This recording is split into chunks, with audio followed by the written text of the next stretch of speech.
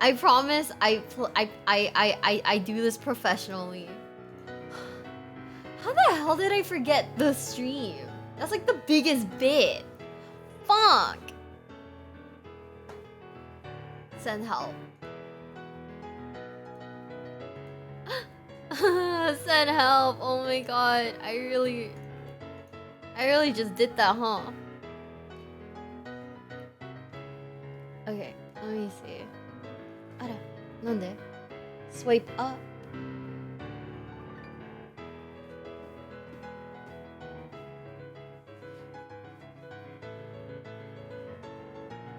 Ah, I see a 6 out of 7. What does that mean? No.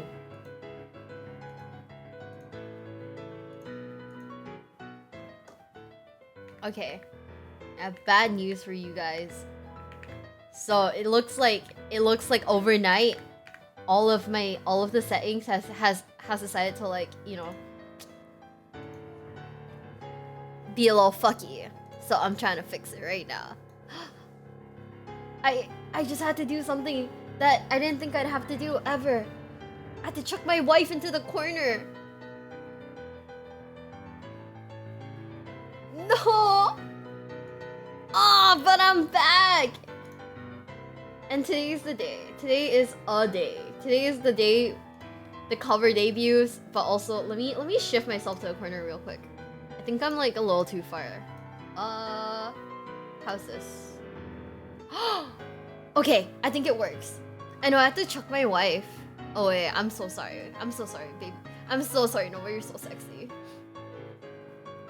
Guys, remember, Nova is sexy. I miss the funny gecko lady. She's working. She's working to feed a family. And by a family, I mean my ass.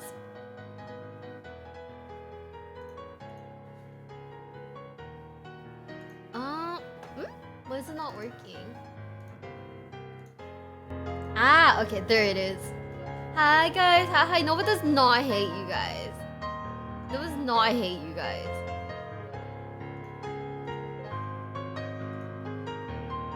Okay, so it turns out I might have to fix everything. So I was gonna like do like a mini watch along while we wait for, like, you know, time to start.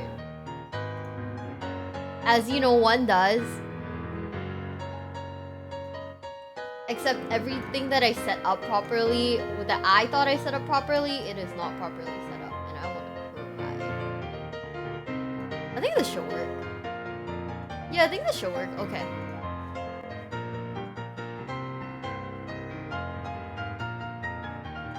Is it fully cleared? It's not fully cleared! Oh! Okay, well, you know, I don't know how to fix this anymore, guys. At this point, I am of the mind to just give up on this subathon thing. Like, on this, like, timer specifically. Start this timer from, like, just import it over and then just round it up to, like, the nearest thing. Cause it's so broken, look at it! I think it's screwed. Hi, Psych, hi. We've lost. Okay, we know where the sub goals are. We're basically at 4,938, right? The decimals got it a little fucky. Just let it run through that. No, it's not that. That's not the issue. The issue is the timer is like just breaking non-stop. No, oh, it's back. Never mind.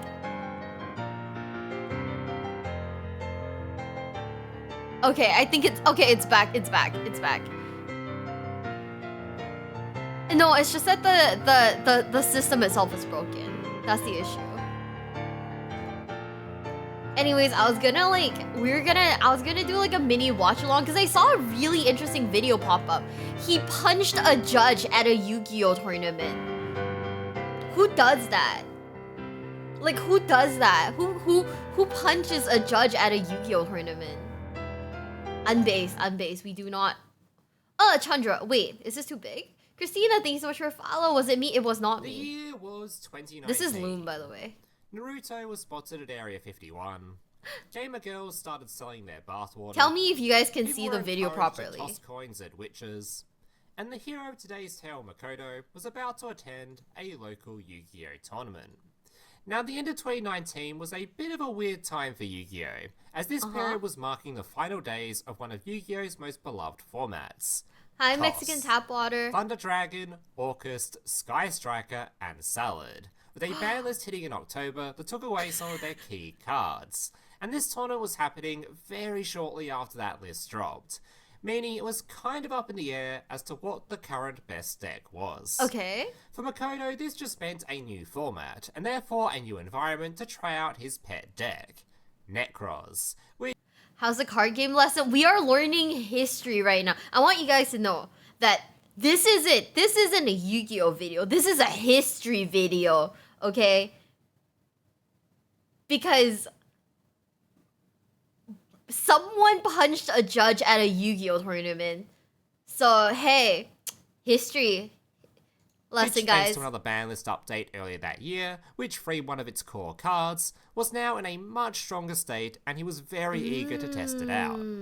Our story takes place during the final round of this event, as after a very successful day of Yu-Gi-Oh!, Makoto surprisingly found himself at a scoreline of 3-0, and was looking to go undefeated on the day. Ooh. Makoto walked over to his assigned table and took a seat, before setting up his playmat whilst he waited for his opponent to arrive.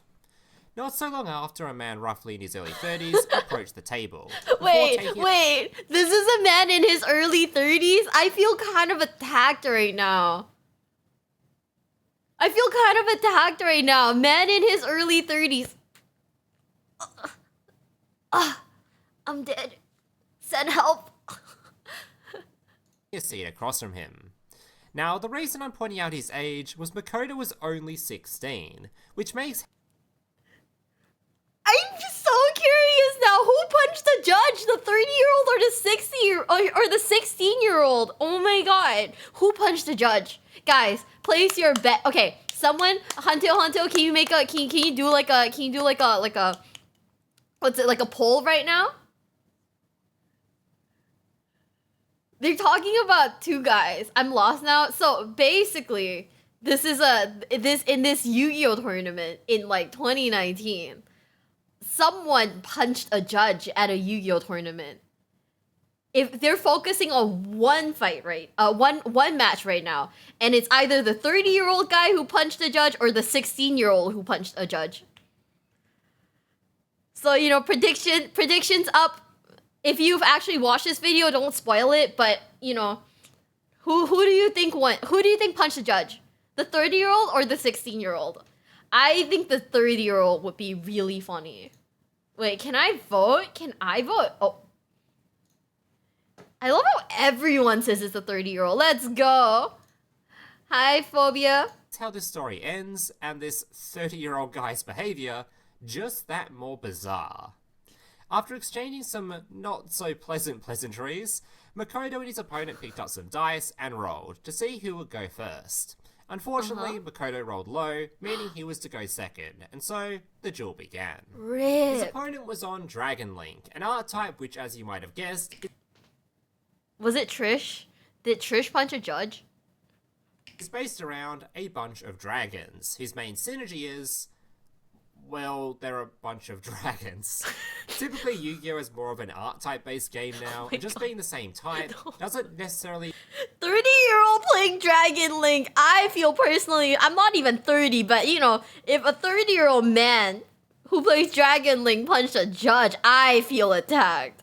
mean having good synergy, but this is one of the few You don't archetypes sound- that is I'm not literally 30. just a pile of the best dragon cards stuffed together, with the end goal of the deck being to Shut the fuck up, I'm in my mid-20s. You guys know that. I'm in my mid-20s. Stop trying to age me up, bitch.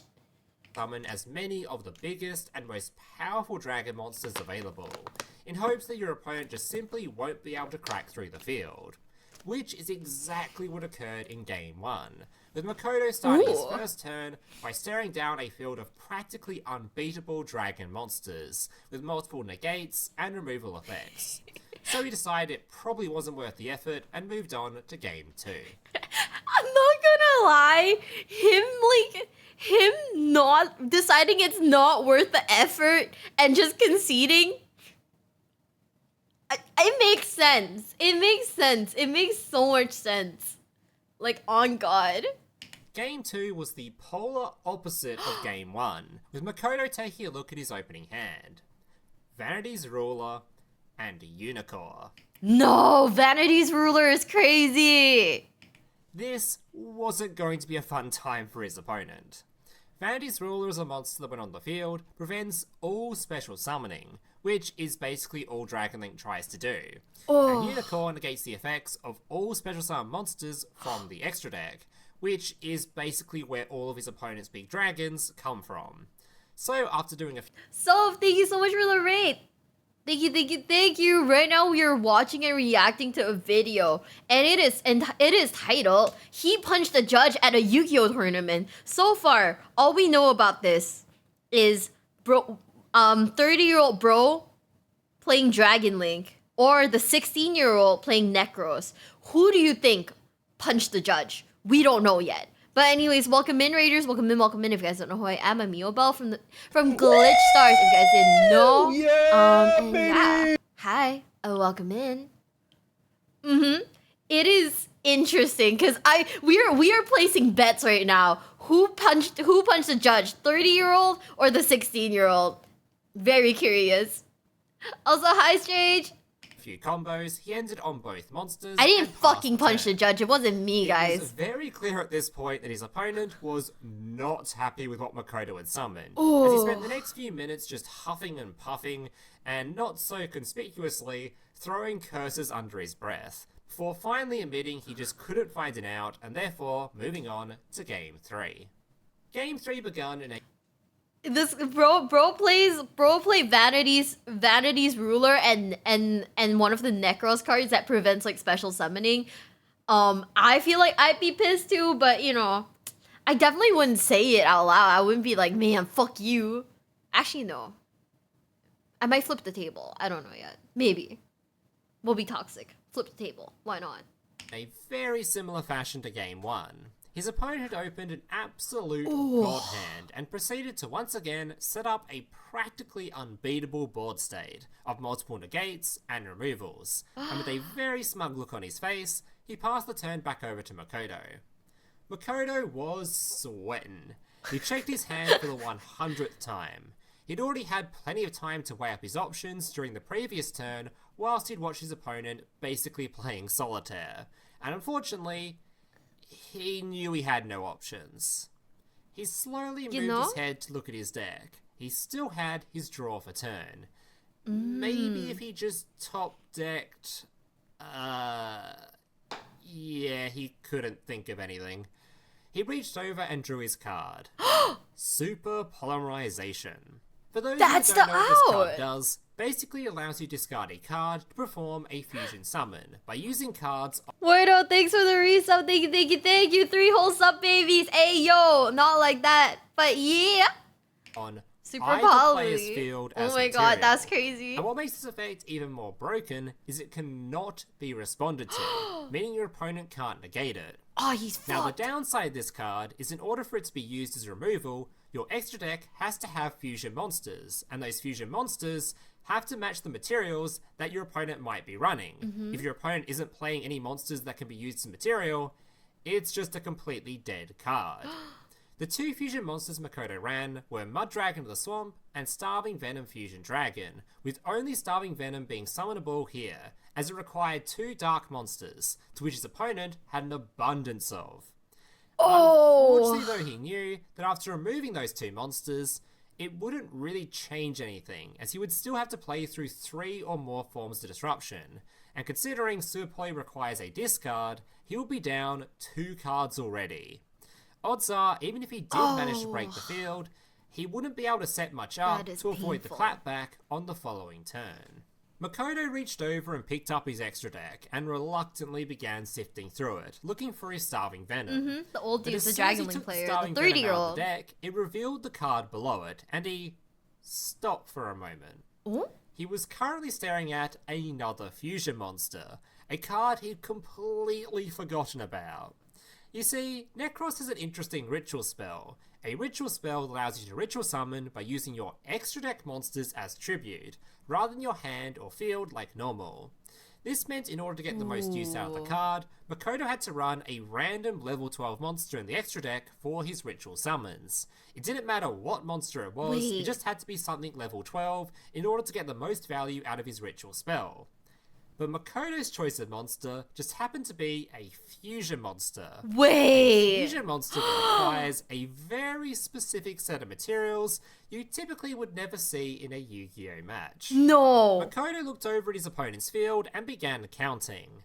1, 2, 3, 4... Oh my god, this was going to work. Makoto declared the activation of Super Polymerization. His opponent looked at the card, then rose his head, and with a slightly agitated look, asked, "Alright, which of my monsters are you planning to fuse?" Makoto looked his opponent dead in the eye before responding, "All of them," before slamming 5-headed dragon onto the field. He watched his opponent's expression drop to match his jaw that looked like it was about to hit the floor.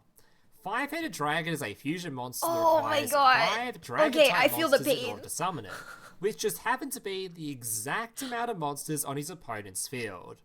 His opponent's gaze of astonishment quickly changed to one of rage as he got up from his chair and yelled, "Who the actual fuck plays that as a super poly target?"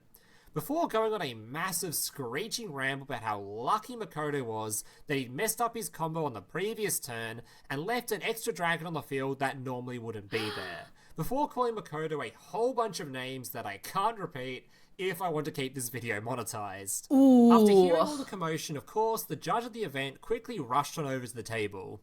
"Dude, calm down. If you don't settle down, I'm going to have to kick you."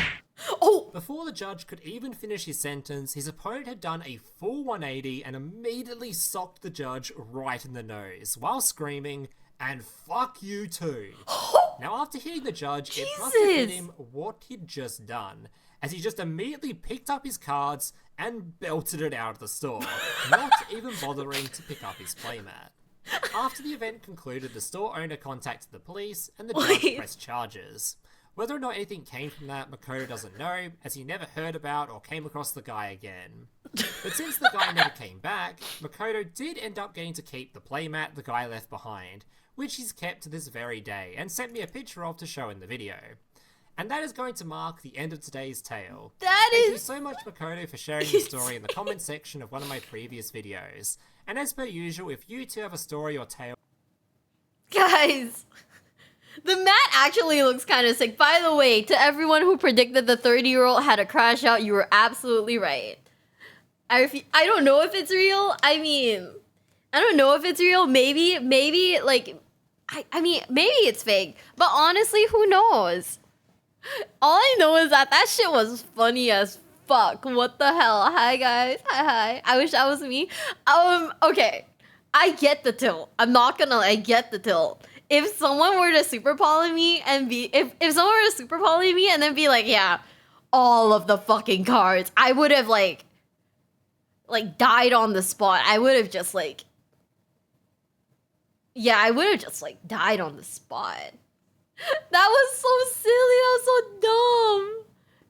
So true. Oh, man, when you run a card that comes up and that never comes up 99% of your duels, but the 1% of times is glorious. This is, like...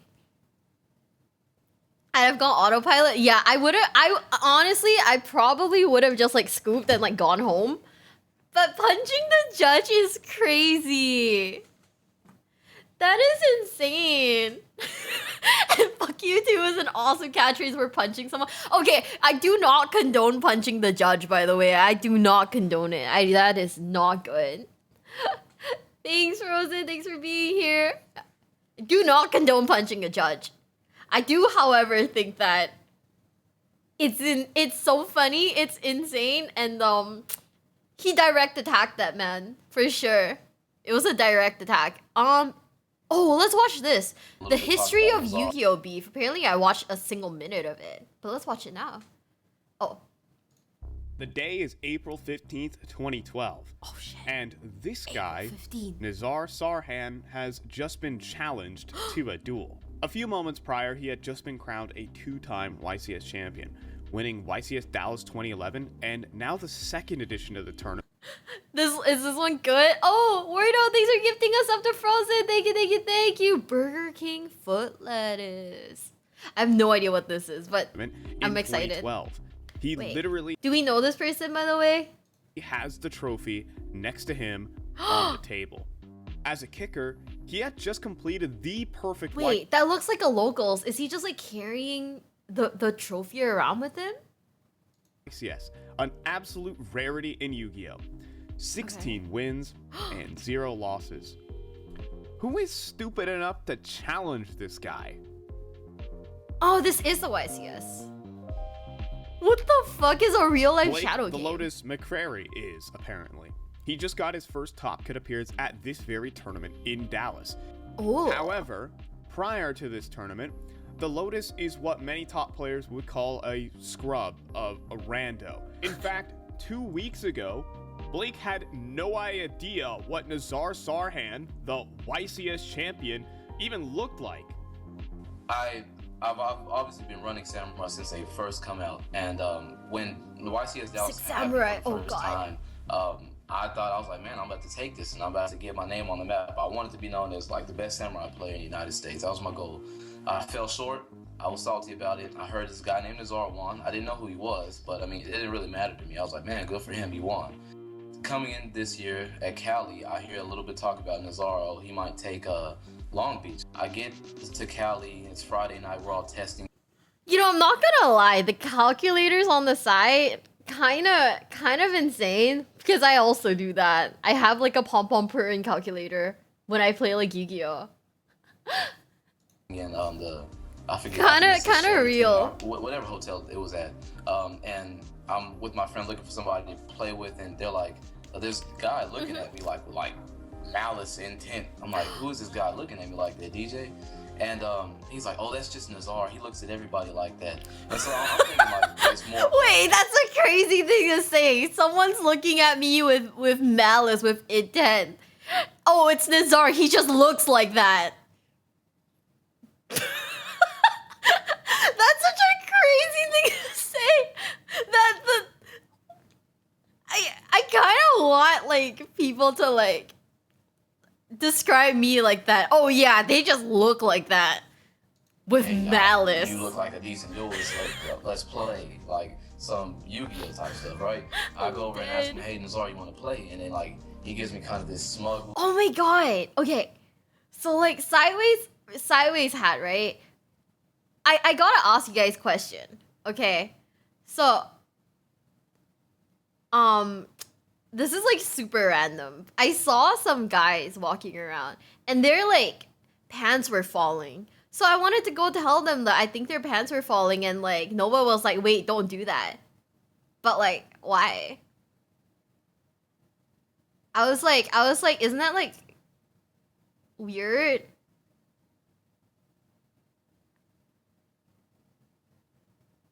Like, it was like at the guy's like thigh. I was like, are you okay? It's fashion?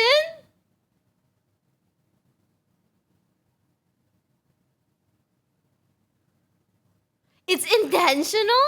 I thought the guy's belt was like broken or something. I was like, oh shit, dude. I was gonna be like, excuse me, I think your pants are falling.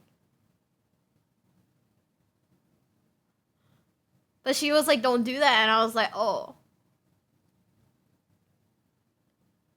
It was on purpose? That's crazy. That's really a thing? I had no idea. Oh wow. Wait, people have died for that?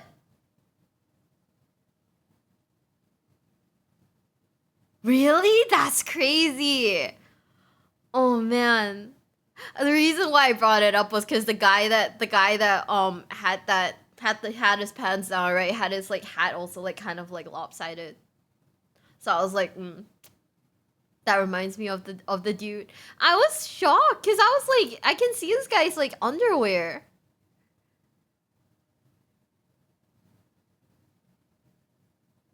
Like, I could see a guy's underwear. No, people don't do that in Singapore.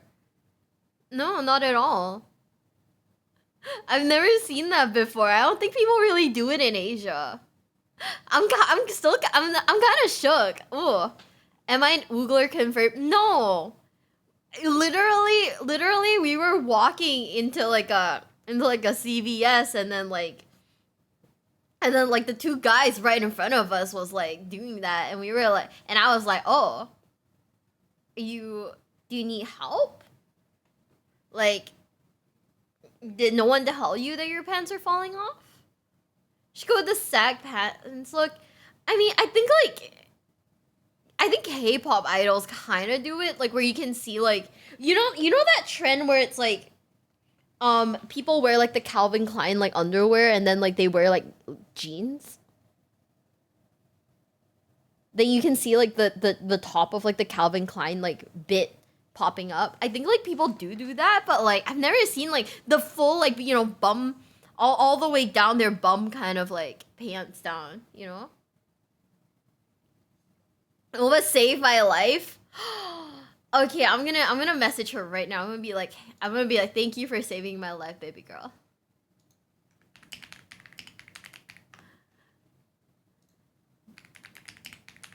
Also, I messaged her this morning when I woke up, and I was like, hey, should we get pizza today?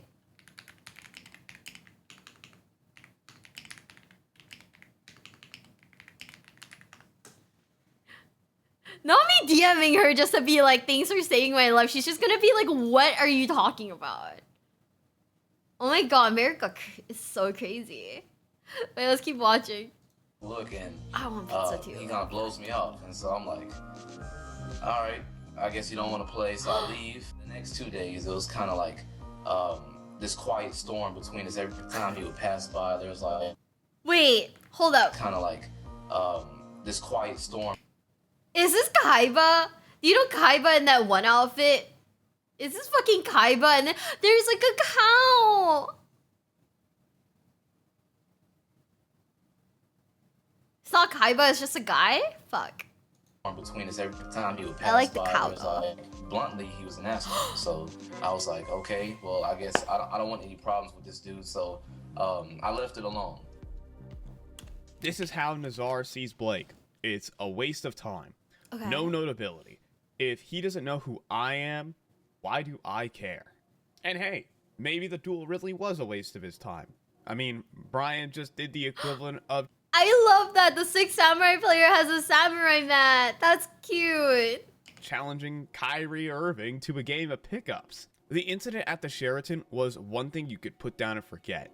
But Brian thinks he deserves a game versus Nazar.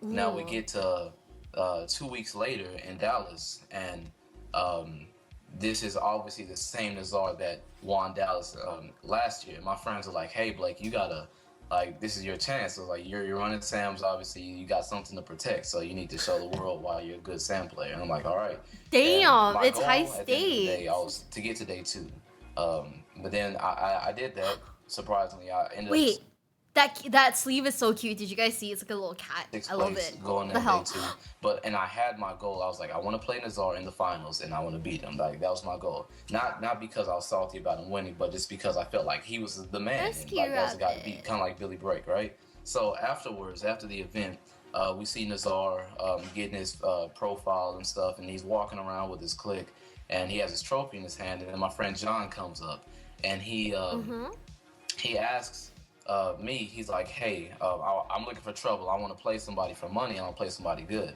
So I happen to see Nazar John screwed you, bro. John screwed you. John absolutely screwed you. Fuck. come by, and I'm like, "Why don't you play Nazar for money?" And so he calls him out. He's like, "Hey, Nazar, like, so you want to play for 20? Why the heck would you want to play me?" He was like, "You think you're better than me? You think you beat me?" He's telling him to like go away because Ooh. you're not gonna beat a pro. Like you just want the title. Oh, you beat the champion. And my friend John, he was about to explain himself. He was like, "No, I really want to." And then in the middle of that, Nazar just like turned around real quick and then walked off. Like, and his friends turned around simultaneously, like some stuff you see in the movies. I'm like, and they just walked out. They didn't say anything. He's like, "I don't have time for this," and he just turned around. I'm like, more so than me saying, "Hey, I want to defend John," because that was obviously disrespectful. Like, I was driven because I was tired of people letting this happen. Like, his behavior is only his behavior because people constantly allow it to happen. Initially, Nazar Okay. wants to decline the duel. In fact, he has every right to. He has nothing personal with Blake McCrary. He can just say no and leave. Nazar has so much more to lose here than McCrary. Back in 2011, Nazar at age 16 has had cheating allegations follow him throughout his career. Okay. At YCS Dallas 2011, Nazar's first top cut appearance became his first win. People saw that he didn't take some of his wins seriously, and that he was doing some things like playing with Konami sleeves rather than the one you buy at locals, even though you were forced to sleeve your deck in Konami sleeves when you get into Top Cut, and like his deck list didn't make sense to the vast majority of players, Wait. even though it was really far ahead of its time. Let's just call them bogus claims. So winning his Wait. People were mad at him for using Konami sleeves instead of like plain sleeves? Also, wait, okay, someone needs to like explain this to me like I am 12, right? The guy tried to challenge him for a money match. He said no. But the guy's mad. It's snobbish, I guess, but like, I don't know, if like some random guy came up to me and said, I want to challenge you for a money match, I'd be like, no, that's weird.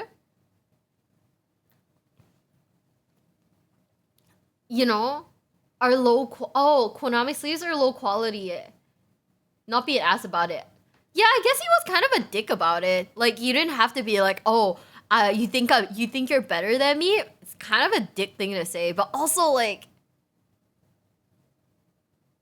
yeah, no, I think he's kind of an asshole. Oh, the Konami sleeves are snobbish. Hi, Rio. Yeah, I would be like confused if someone were to like come up to me and be like, "Do you want to play for like $20?" You know? Wait, Konami sleeves are seen as snobbish, really? Ooh. Wasn't legal double sleeve in the TCG. People go wah when they don't get what they want. Oh, that reminds me. I do have a GPU. I don't know. I guess like because they're like top cut tournament ones, right? So maybe it just looks like you're flexing. His second YCS was there to disprove that. But young Nazar, under the pressure, where you go 16-0, declining is almost like losing at that point. He accepts Wait, the what? duel. Wait, declining is like losing? Audio got jacked up. Oh, should I like lower it? Wait, there's an echo? Huh? Is there really an echo? ちょっと待って. I don't. Oh, in the video. Oh, okay. Yeah, that's. I can't fix that. I don't play for me. You don't come to my fucking city and you don't disrespect my friends. Nigga. You don't do that shit. If you don't want to play him, I said no. If you don't want to play him, you don't have to act like you ain't gonna I said do no. the Said why? But it doesn't matter. Important context. So there's a card that's called Gateway of the Six. Every time a samurai monster is summoned, it gains 2 Bushido counters.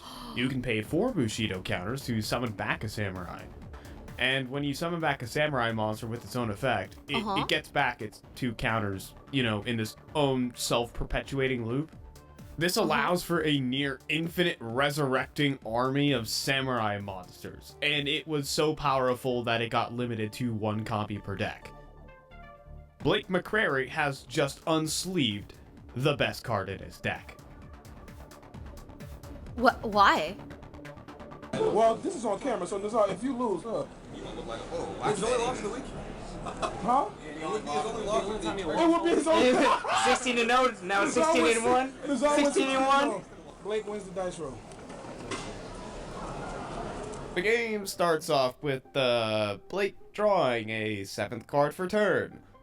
Immediately after, Nazar drops the banger. Oh, wait. Oh, my God. Come on, you only gave you G? Blake, you know that's... Not draw. He does put the card he drew, a keys on, back to the top of the deck. And then he sets 5. But for years after, this moment would undergo a lot of scrutiny. Because Blake knows he's gonna top deck a monster. Many say that's the reason he sets 5 cards instead of 4. Since he set 5, if he were to theoretically draw something like a Shien Smoke Signal or any other useful spell in his deck, he wouldn't be able to Oh my god, not my boss. Instead, he gets to make 5 trap cards live and ready to go. Maybe it was just a mistake or a subconscious play, and it's really hard to quantify the malicious intent of the situation. But Spirit Reaper, technicalities oh my aside, god. Back to the match. If Nazar loses, this will be his only loss of the whole weekend. I repeat, only loss of the whole weekend. Poor guy. There go his trophy. So, Blake proceeds to have a trap card for every single normal summon of Nizar's Dino Rabbit deck. He has Wait, is that Solemn's Tory guy? Fiendish Chain, and then lastly, as Nizar is actually able to resolve a Rescue Rabbit for 2 Saber Sorai. Don't judge my English.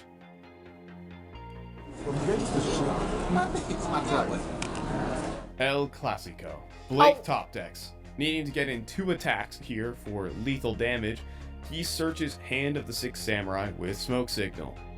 And then using 6 Samurai United to draw only a single card. Okay. I mean, I don't really get 6. Oh, Let's go. Wait. Repeat that. Just see what he said. Oh. That nigga goes, I want my spot back though. Ooh. let that nigga think like that. Got your ass. let me lower the volume again. In game 2, Nizar gets to start with the Rabbit, getting out his Cabazols and summoning Evil's Arlogia, a 2400 attack walking Solemn Judgment. Ooh. You can see why this era of Yu-Gi-Oh! Was called Dino Rabbit. Logia effectively skips the turn of Blake. Going back to Nizar, he doesn't commit anything more to the field, and it's right back to Blake. I guess he'll take that opportunity. Mad good Yu-Gi-Oh. Trishula!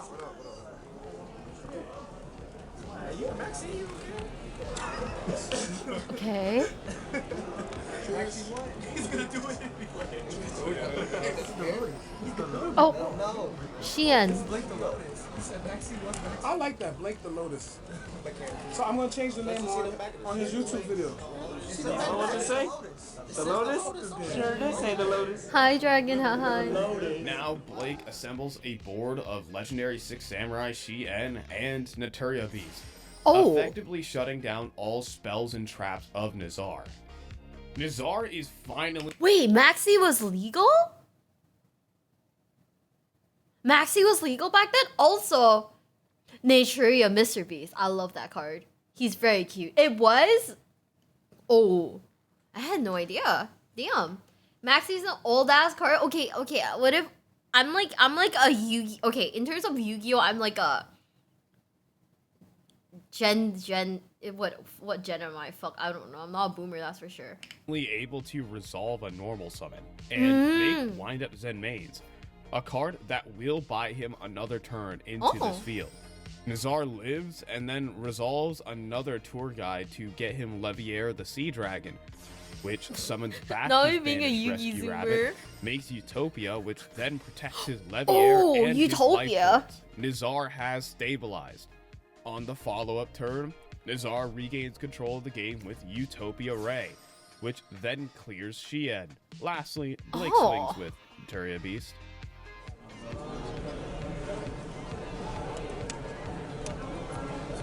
Wait, people were running Maxi and Mirror Force in 2019? Wait, this is 2012, right? So, like, Mirror Force was, like, still active? I started Yu-Gi-Oh! Master Duel. Oh, yeah, me too. Huh. So you could... Okay, so was Ash Blossom a thing? Or was it not? Is it safe here? It's not safe here. Might have been limited. Okay.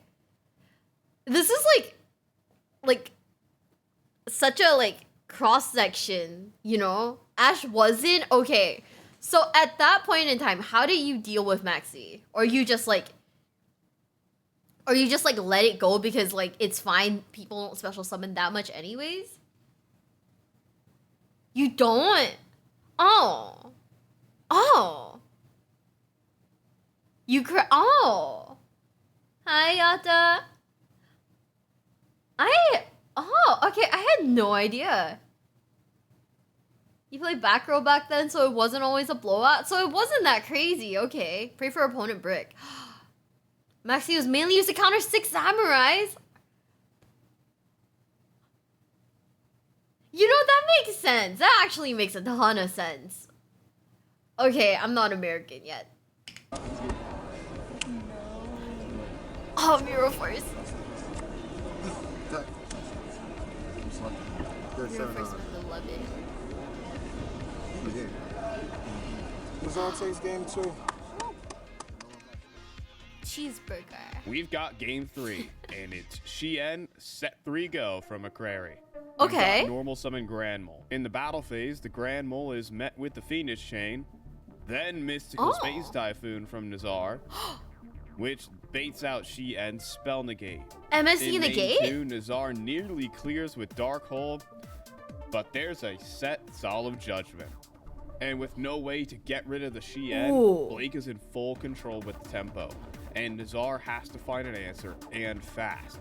Blake is hammering away at life points. To respond, all Nazar got is a 1900 beat stick.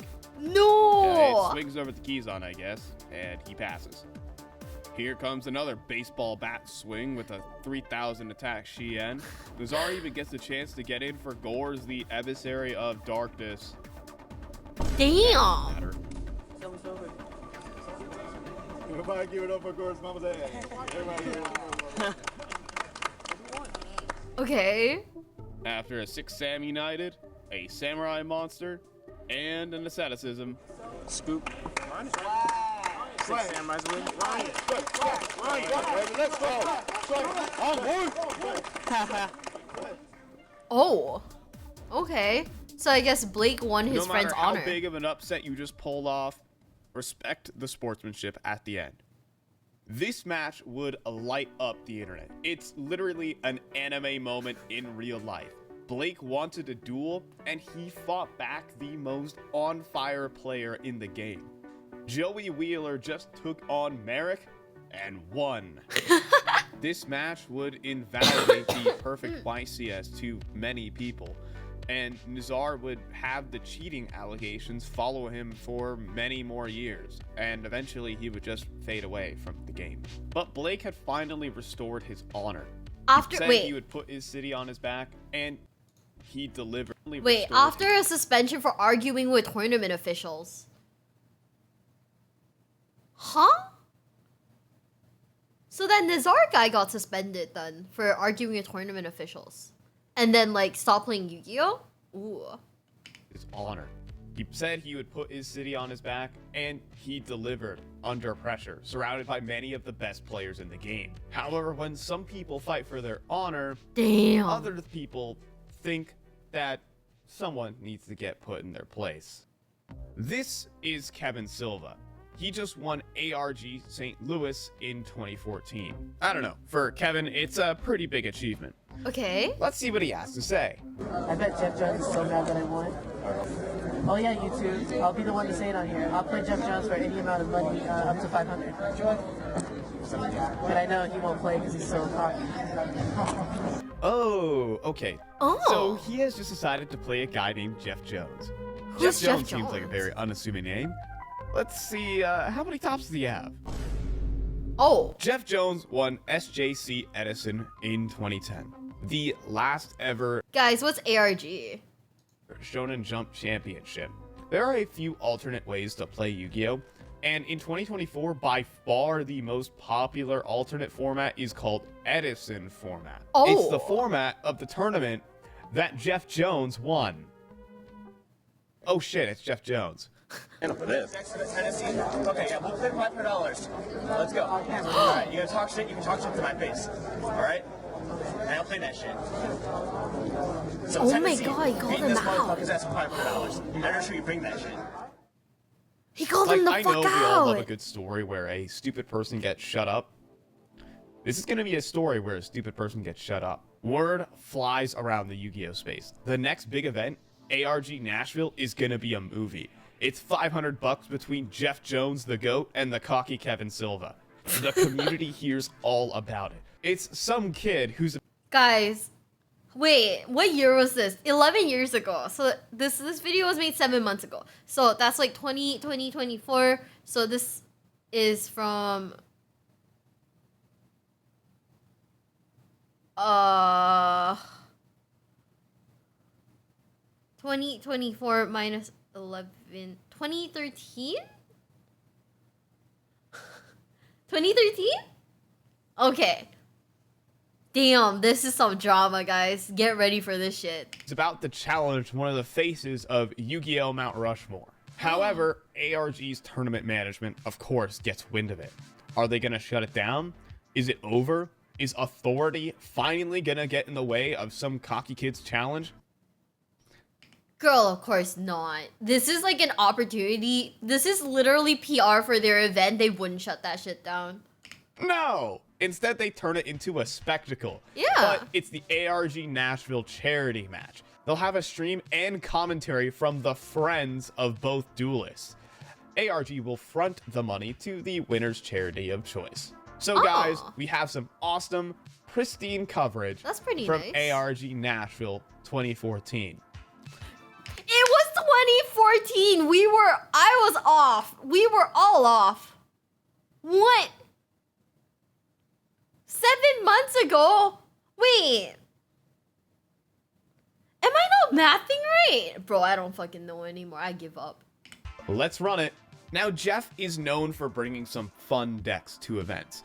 During this format, the idea of the Thanks best for the deck one was bit. something Thank you, along the thank you. lines of Firefist, Vermeil, and whatever was left of the Dragon Rulers. Ooh. But for this charity match, Jeff has brought Harpies. It's not the best deck, it's not necessarily the worst, but it's brutally simple with just summon Harpies, make rank 4s, and I guess set a couple trap cards. But Huh. this is just Jeff Jones' style. And it's honestly a power play for Jeff. Knowing how Nazar had so much to lose back in his previous match, in this match, it makes a lot of sense to play a dumb deck. If some of you all the harpies enjoyers, rise up. They just called your deck dumb. Not you having a dumb deck. I met Jeff IRL. He's an okay dude. I kind of love how you said he's an okay dude. Not he's a great guy. He's just fine. He's all right. young underdog no-namer like Kevin Silva takes down a god of the game, it would be pretty embarrassing. But not if he's Ooh. trolling the grudge match. Jeff Jones has somehow flipped the script of a grudge match before it's even begun. I wish I was an okay dude. Damn. Oh, are you ready, guys? Oh.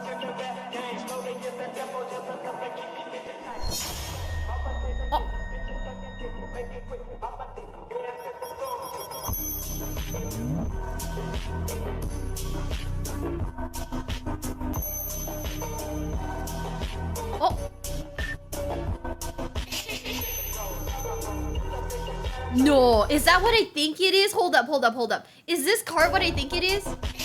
Isn't that the floodgate? I don't remember what the name of it is, but isn't that the floodgate? Oh, man. Oh, okay, it was vanities. Yeah.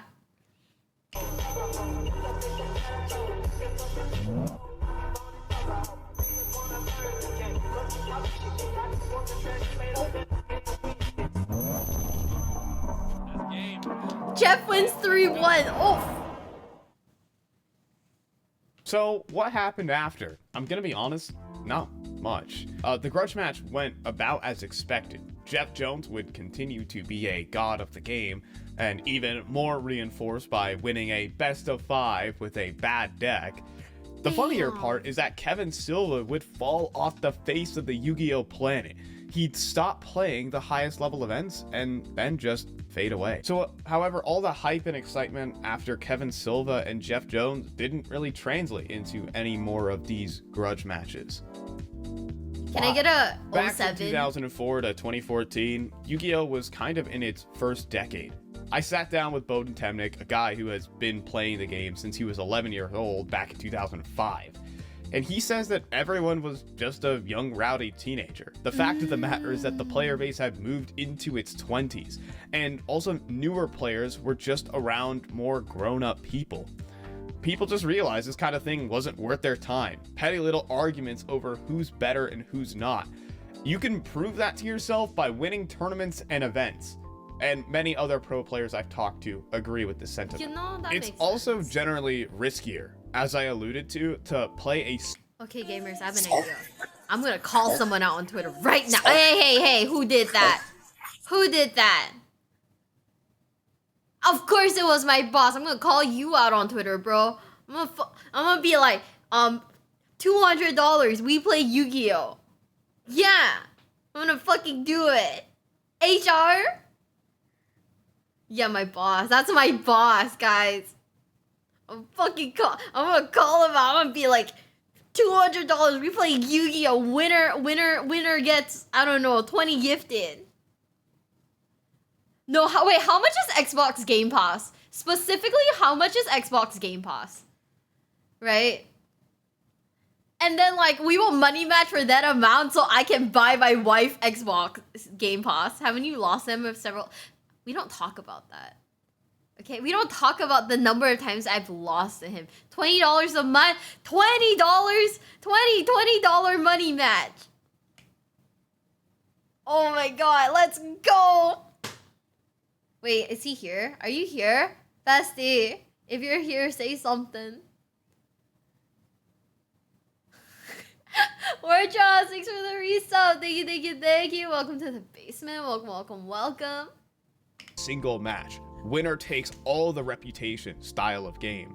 We're older, and as humans, the reason we formed civilization is that we said fighting is bad. Also, the internet just became, like, more realistic. Less often things happen in person. Having a beef is just whatever, really. People would just act different online and fail to bring it in person.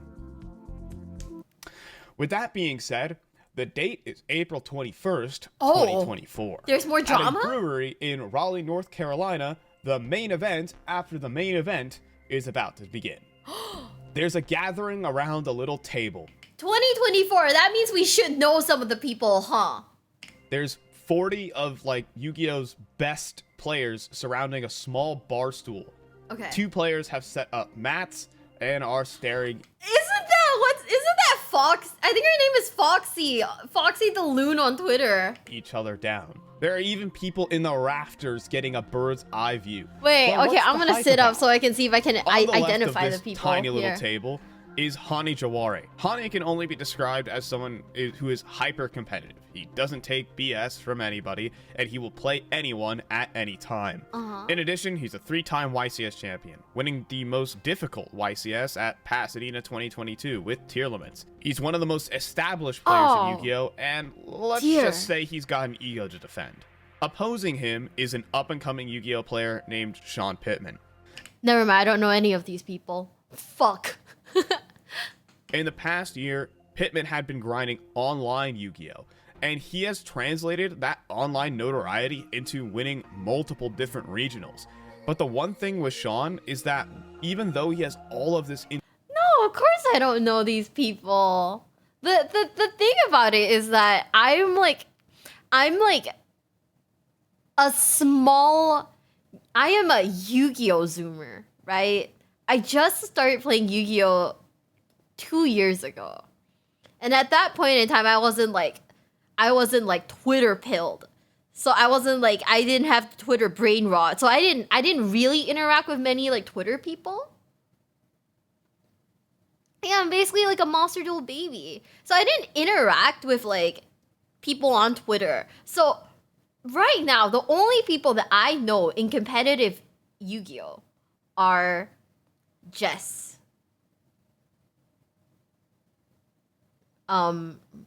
Ray die.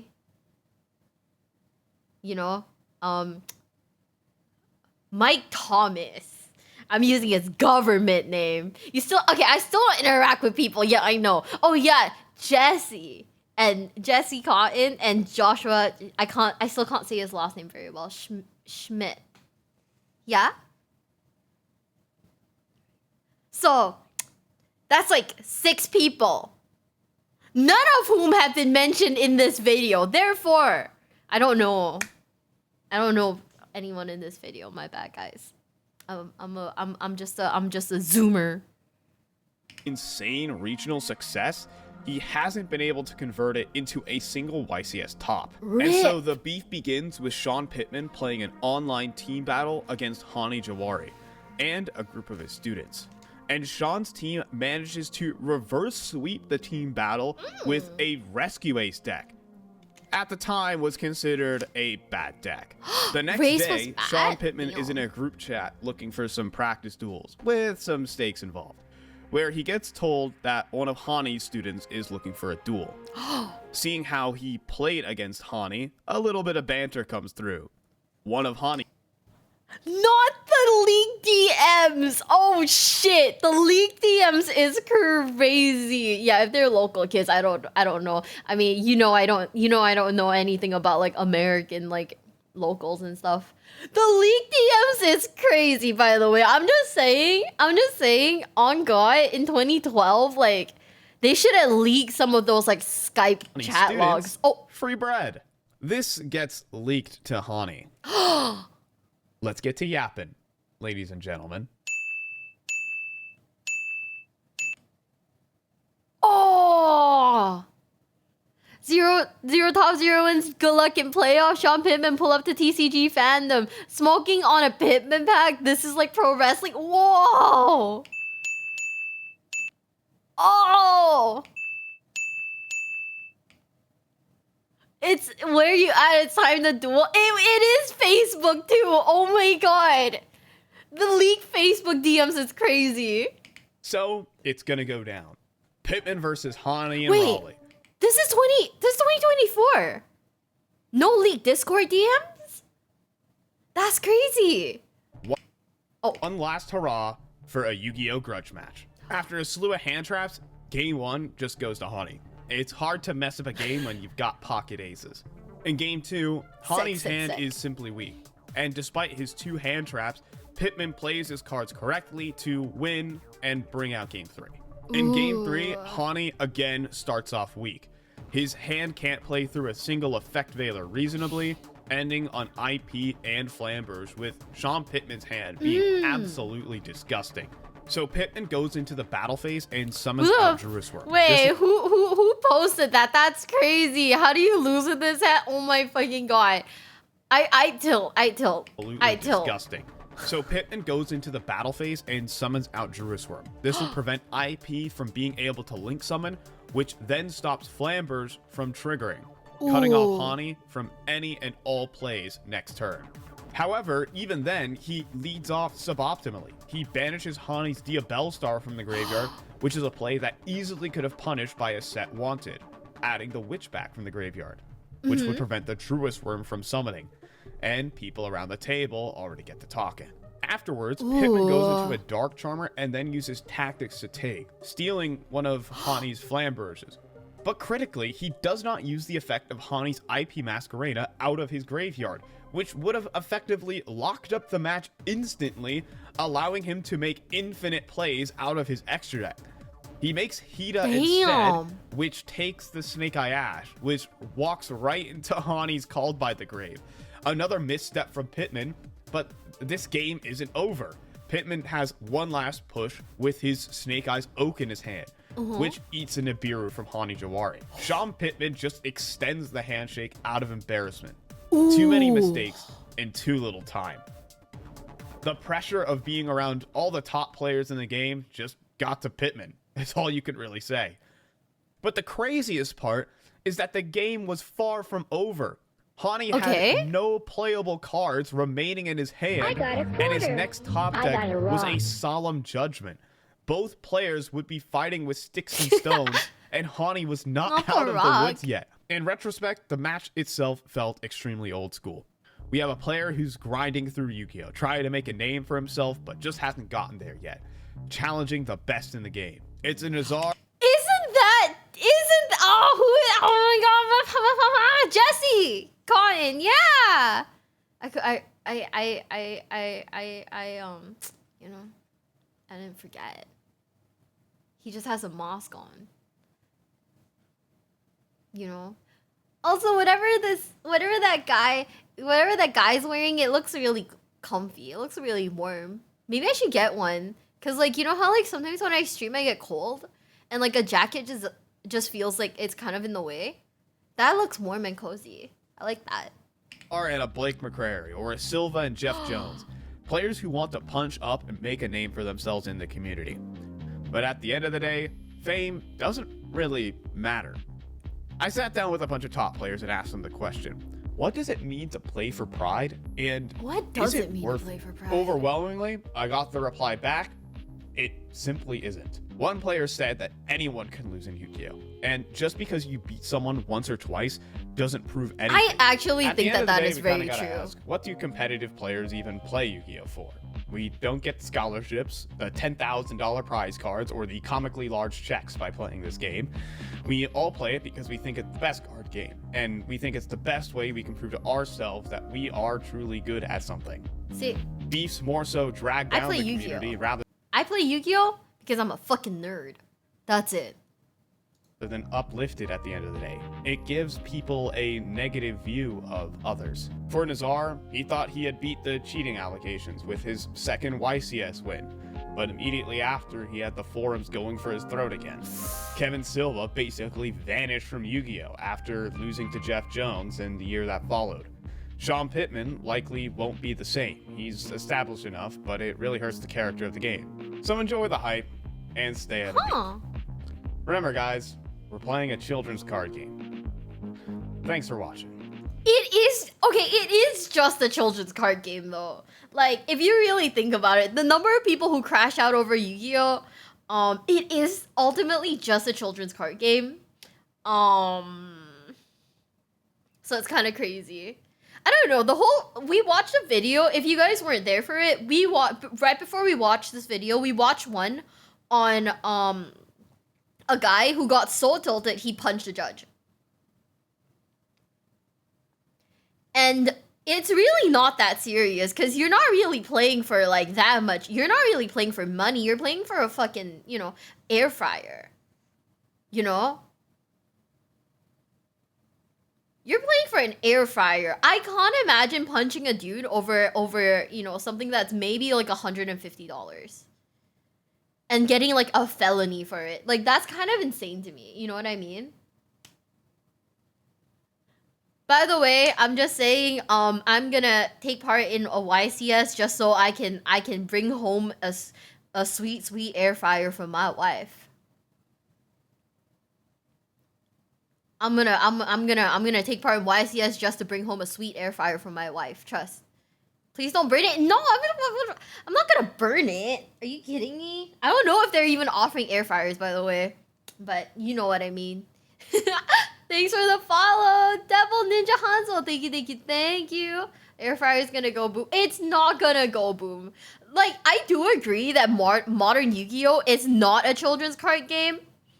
And I'm glad that they brought I'm glad that Rush Duels is a thing, so that, you know, like, people are, like, children can pick up, you know, a form of Yu-Gi-Oh! Even if it's not the Yu-Gi-Oh! That we know.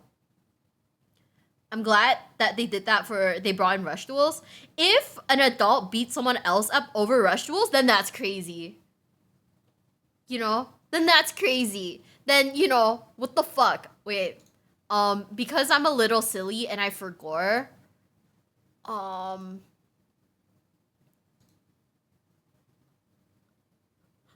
What time is it? What time is it? What time is it? What time is it going up? 19 minutes! Let's watch a video that is exactly 19 minutes, guys. I think we can go back to Loom. I think Loom's videos aren't that long. Guys, don't send me an air fryer. Remember, I have to win the air fryer. Oh, this is 9 minutes. This is perfect. Nintendo just Okay. Remember, if I don't get the air fryer, I'm getting my wife a Nintendo Switch. Listen to it now. It's 19 minutes. Wait, where's the 19 minutes? Doesn't it usually have like the thing that says it's coming soon? I don't know. It's okay. We'll watch one last video and then we don't get both. I'm not good enough. The year was 2017. 2017. Nintendo just released the Nintendo Switch. Japan Nintendo just released the Nintendo Switch. Did Konami know that they were gonna be locked into that shit for the next few years? somehow made severe gambling addiction look attractive. Kendrick was out playing some golf, and Ben was about to attend a regional Yu-Gi-Oh tournament. This tournament was being held right in the middle of peak Zodiac format. Ooh, the Archive Zodiacs! is considered by far the best deck, and to be considered Tier 0.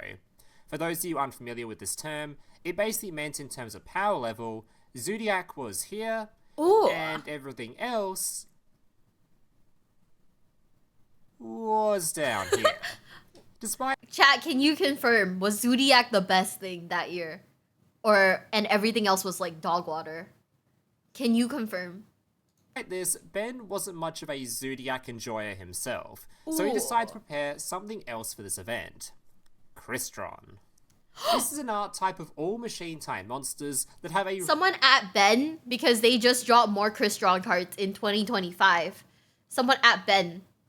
really bad habit of just ignoring whose turn it currently is, and just summoning a whole bunch of powerful synchro monsters during the opponent's turn. Now, unfortunately for Ben, Crystron wasn't exactly considered the strongest deck around. In fact, just looking at the deck's history, it's only ever had 4 tops during its entire lifespan. Oh, 7s. But that wasn't all Ben was planning on bringing to this event. After a long discussion with his welcome back, cancelled friends, who all referred to him as a dumbass, Ben decided to play a certain tech card in his deck. Now, I'm not going to say what that card is just yet, as it would spoil the surprise, but let's just say it was a fairly brave inclusion. Brave it was inclusion. 4 of the event, and Ben was doing surprisingly well, coming off the back of winning his last 2 matches. He was up against, surprise surprise, a Zodiac player, who thankfully lost the dice roll, allowing Ben to go first. Ben proceeded to set up a fairly decent Crystron Enfield, well, as decent as you expect from a Crystron deck at the time, and passed the turn. From here, the game instantly became a bit of a grind fest, as although Zodiac was considered a Tier 0 deck, it wasn't exactly known for having insanely explosive turns like you'd expect from a more modern Tier 0 deck, which had allowed Ben to continuously clear his opponent's field through various different synchro effects for multiple turns in a row. Unfortunately though for Ben, despite keeping his opponent's field clear of monsters, he wasn't able to keep it clear of trap cards as well, making it really hard to progress towards winning the game. Zodiac was known to play a large plethora of back row, cards like Torrential Tribute, Dimensional Barrier, and of course, the Solemns. And his opponent was no exception, playing multiple copies of each. But it's important to note at this point, because the duel had been going on for quite... Torrential Tribute is still was still a thing in 2017? At some time, his opponent had managed to reduce his own life points down to 4,000, as the Solemns cost life points in order to activate. Remember this, as it become fairly significant in just a bit. Once again, Ben managed to put together a field of monsters, but at this point he'd completely expended his resources. Why does Crystron Citri look like Hatsune Miku? Someone at me if you think I'm blind and if you think I'm wrong, but why does she kind of look like Hatsune Miku but yellow? If this field were to be cleared, he was completely done for, outside of just praying for a top deck, as he had nothing left to recover with. He then passed back to his opponent. Ben watched his opponent drew a card from their... Wait, who is that? Is that a... Wait. He then passed back to his... Is that a Zodiac guy? Because, hey, yo, I might pick up Zodiac. Oh my god, guys, stop calling me blind. opponent. Ben watched his opponent drew a card from their deck, before a grin slowly began forming from the corner of their mouth. It was about to become a complete disaster. Oh. Without hesitation, his opponent declared the summon of Winged Dragon of Ra Sphere Mode. Now, for the people that don't know of this card, despite the name, this card in a competitive setting has absolutely nothing to do with the God card you probably recognize. In a competitive setting in a monster-heavy format, this card is often used as a very powerful form of removal. In order to summon this card, you must tribute 3 monsters. But here's the catch. These monsters do not have to be from your field. They can be from your opponent's field, to which it is then summoned to the opponent's field to take their place. To make things even more powerful, because all you are doing is just a standard normal summon, the monsters tributed aren't even given a chance to respond, to try to dodge the removal, or gain some sort of advantage. They are just instantly cleared. Ben's field was completely wiped, and replaced with a completely worthless 0 attack egg. There was a small glimmer of hope though. At this point, his opponent had also completely run out of gas, leaving him with a completely empty field outside of a singular unknown set back row. Okay. It was down to a top deck war, which, to be fair, is never a position you Okay, guys, predictions. What do you think the hidden tech was, the secret card was? want to be in against a Zodiac opponent, considering literally any Zodiac or Zodiac Searcher drawn, which makes up for more than half of their deck, leads to a Zodiac combo. And at this stage, Ben would have 0 chance to recover from that. It was now or never. His opponent passed the turn, allowing Ben to draw a card. If this draw missed, the game was more than likely donezo. He placed his hand on top of the deck, before slowly dragging out a card and flipping it over. Useless. Ben had drawn a brick.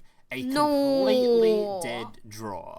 This game was well and truly over. No, Ben! No! Well, at least it should have been. Ben began to smile before looking his opponent dead in the eye. I activate Sphere Mode Effect. There was a moment of silence before Ben watched his opponent's jaw practically hit the floor.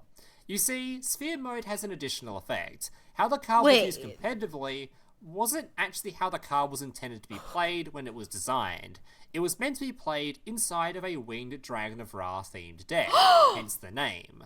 After summoning itself to your opponent's field, during the next end phase, it would swap back to your own field, to which you were then able to use its additional effect to tribute itself and summon the God card himself straight from your deck with 4,000 attack. Now this effect was generally considered way too slow, and most of the time your opponent wouldn't leave the egg on the field anyway.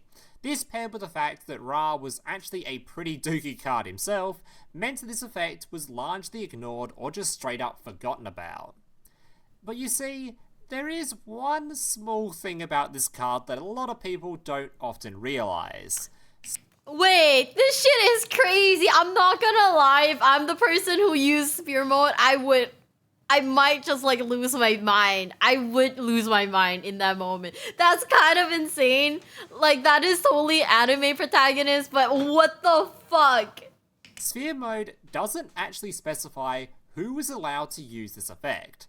So, theoretically, if you were to do something completely and utterly psychotic, like put a single copy of an unusable Divine Beast into your deck, that would just be completely unsummonable outside of specifically the off chance that your opponent hits you with a Sphere Mode. Yeah, you could probably see where this is going. Ben slammed his God card straight onto the field, and this is where his opponent made a fatal mistake. Being at 4,000 life points and currently staring down a gigantic 4,000 attack monster, he panicked and immediately responded by revealing his set card, Scapegoat.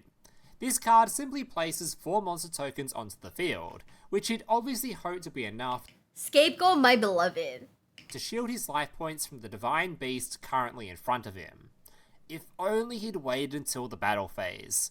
He'd completely forgotten about Ra's effect. By simply paying 1,000 life points, Ra can destroy 1 monster on the field, and this is not a once per turn. And considering Ben hadn't lost any life points yet, Ra was about to go, on a bit of a furball massacre. Oh Minus no! 1,000.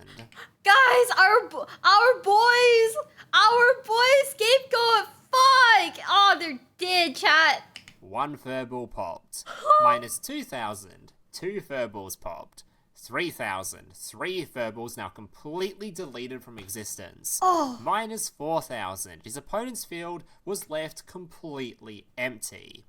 4,000 attack directly into his opponent's face. Jesus! Ben had won the game.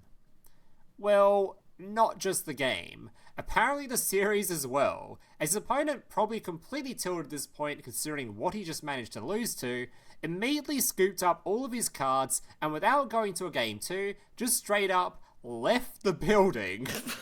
Not that I can really blame him considering I'd probably retire too if this happened to me. Ben had won the match. I get it. So that is going to mark the end of today's tale. I get it. Thank you so much, Ben, for submitting this story. Guys, would you quit? Would you quit if that were you? Would you absolutely quit? Oh, it's a New York regional. Him not to play it because no one in the right man was playing Spirit Mode, but Ben said, nah, I'll win with it, and did. It is wild to hear the story outside of her friend group, but the man is a legendary story to hear. Good stuff, Ben. My mom didn't raise a quitter. What I probably would do. Oh my god, thank you so much for the follow. Purely lemony. Bro, I would on God, right? I would go home. Get a tub of ice cream and sit in silence just eating ice cream to cope with the pain because that is insane. That is actually crazy. Oh man, I don't even know. He really panicked. Oh my god. Okay, let's just chat for a bit. Since there's like 8 minutes and I think like I don't think we'll. Oh my god. Let me go like Mamie's comment real quick. We have like 8 minutes. Oh, or 7 minutes to this. So let's just like vibe. While we listen to like anime music. I know, we covered booty shorts if you guys didn't know. Let's just watch this guy. Mario Z8 is actually a really this YouTube shorts. We need the brain. Okay, but I feel like my shorts are kind of bad though. Let's see. There's no way I lose. I spent over $2,000 for my deck. Attack with this Raging Phoenix and your name's down and attack for game. It's been a while since we've been playing, and I hope that you developed a little bit of respect for the old school cards. Because I'm gonna use that card I used on the last time in Magic Cylinder. Why would I respect the card I could just negate? Unfortunately, you don't have monsters like Spirit Reaper in my arsenal. Can't be destroyed by battle. Your turn, whatever. Maybe you learned some respect for the Yu-Gi-Oh cards. I don't respect cards that came out with the Twin Towers falling. Well, what? What?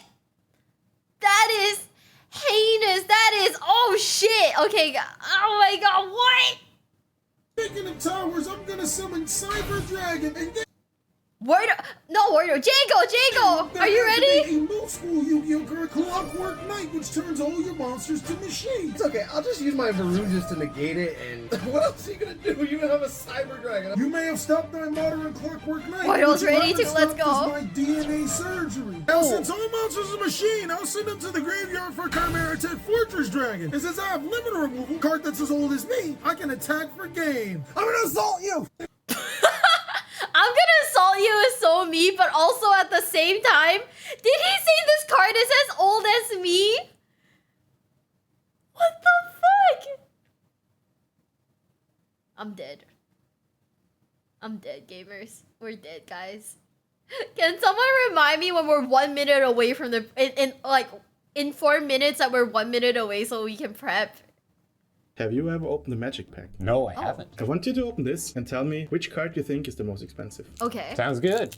The shiny ones, duh. Okay. So my first thought is this one is shiny, which means it must be more valuable, right? I like the way you think. I do know you have rarities, and I think it has something to do with these gems on the bottom, which makes me think these are also probably more valuable. Sapphire Medallion makes your stuff cost less, so I'm gonna say this is the best card in this pack. Ding, ding, ding, ding, ding is what I would have said before Modern Horizons 3 came out. Oh no! This was like a $10 card back then. Now on card market it has gone down almost to $1. Flare Fortitude, still a couple of cents more. So close. Let's try Lord of the Rings. You guys have Lord of the Rings Magic cards? They do this thing where they bring on other franchises now, they call it Did you guys see that they're gonna be doing another Hatsune Miku one? I don't know. I mean, realistically, I shouldn't, but I kind of want it. Universes Beyond. Oh, hey, look, a One Ring. Hi, Morgan. Can I get a kiss cam for who? Yeah. I think they're doing like another. Wait, yeah, I think they're doing another. Miku. Wait. Hatsune Miku. MTG. I don't know why it's auto on this, but yeah, I think like they're doing another one, guys. I don't know why Yahoo is a default, by the way. Shit wasn't broke. Okay, we're Canadian poor. real estate versus literal European cash. What the? Okay, look at my algorithm and tell me my algorithm makes sense to you, because I don't understand my algorithm. Part 25. That's right, I'm back. And for those of you who haven't seen me before, yes, there are 24 more of these. Why Check are the we playlist, like? haters. This is 16 Chamomile Street, a 4-bed, 3-bath home in Vaughan, Ontario. The listing says that it's close to Highway 407 and all amenities. Think about that. All amenities. That's pretty incredible. Exotic pet stores, heavy mechanics for deep-sea drilling equipment, goth dentists, whatever the mind can imagine, you're close to it.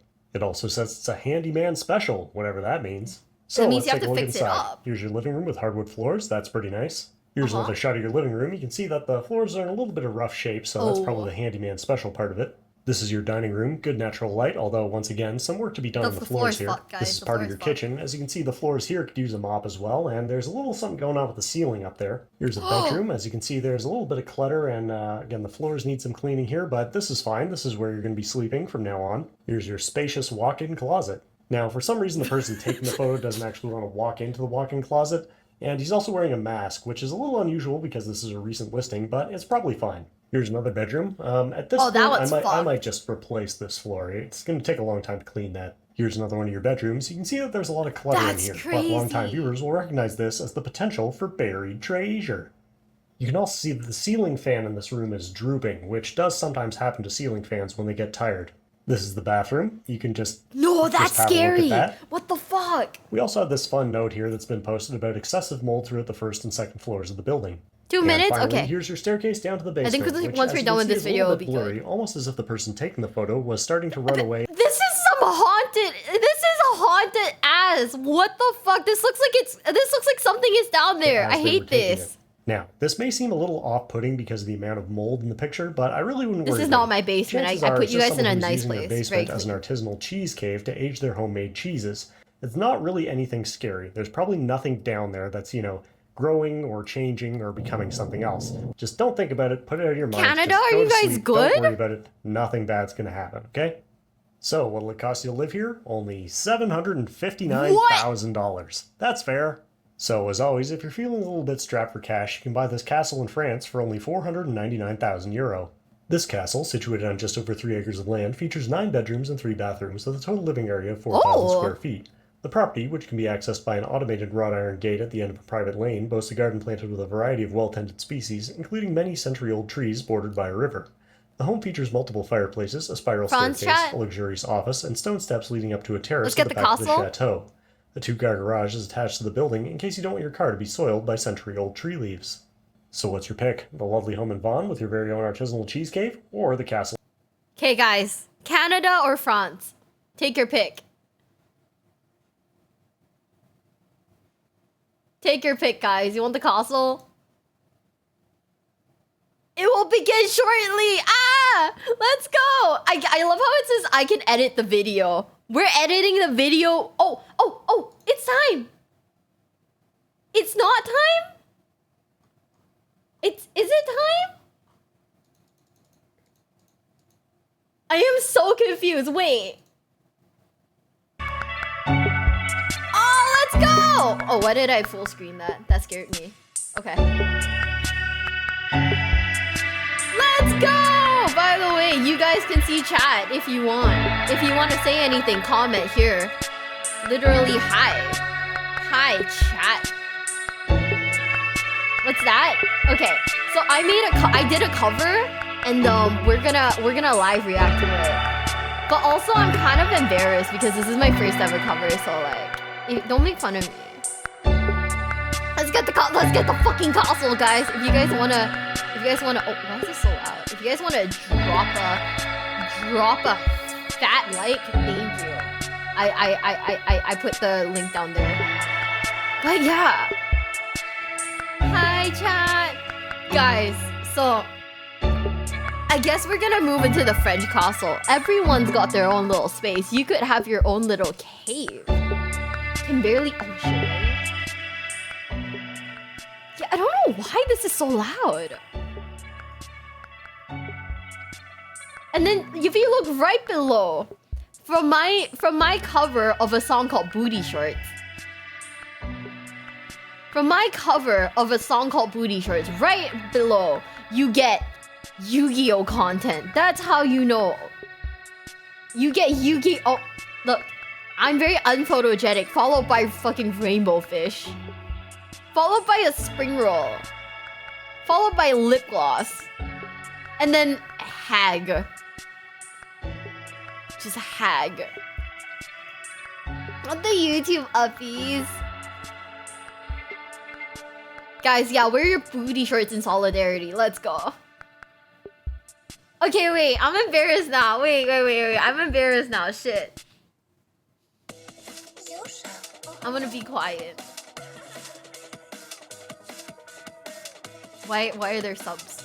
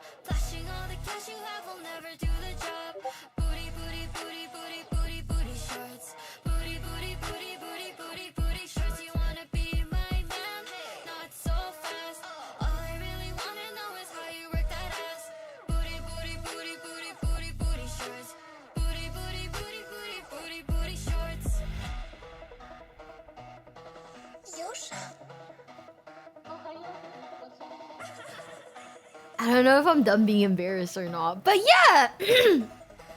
Guys, that's my first ever cover, let's go! So we were done with the premiere. It was basically a 1 minute song? 2 minute song? But anyways, I love you guys! And yeah, you know, I promised a cover and we delivered the cover. He made it. You did not make it, but also thank you guys. Thank you for being so kind. Oh shit. Not just looking at this dumb comment. Is there raisins or pecans in this? Oh, we gotta cut that out. That is not good. Yeah, YouTube shorts are kind of crazy. They will show you everything. It automatically went to Eurobeat. Mix for Lonely Driving 2024. Oh. Well, we gotta cut that shit out. But also, welcome to Eurobeat Mix for Lonely Driving 2024. Now you guys know exactly what I listen to when I'm like when I'm like lonely and sad. Catch you later. Good night, Dragon. Good night. Good night. I'm a booty shorts enjoyer, guys.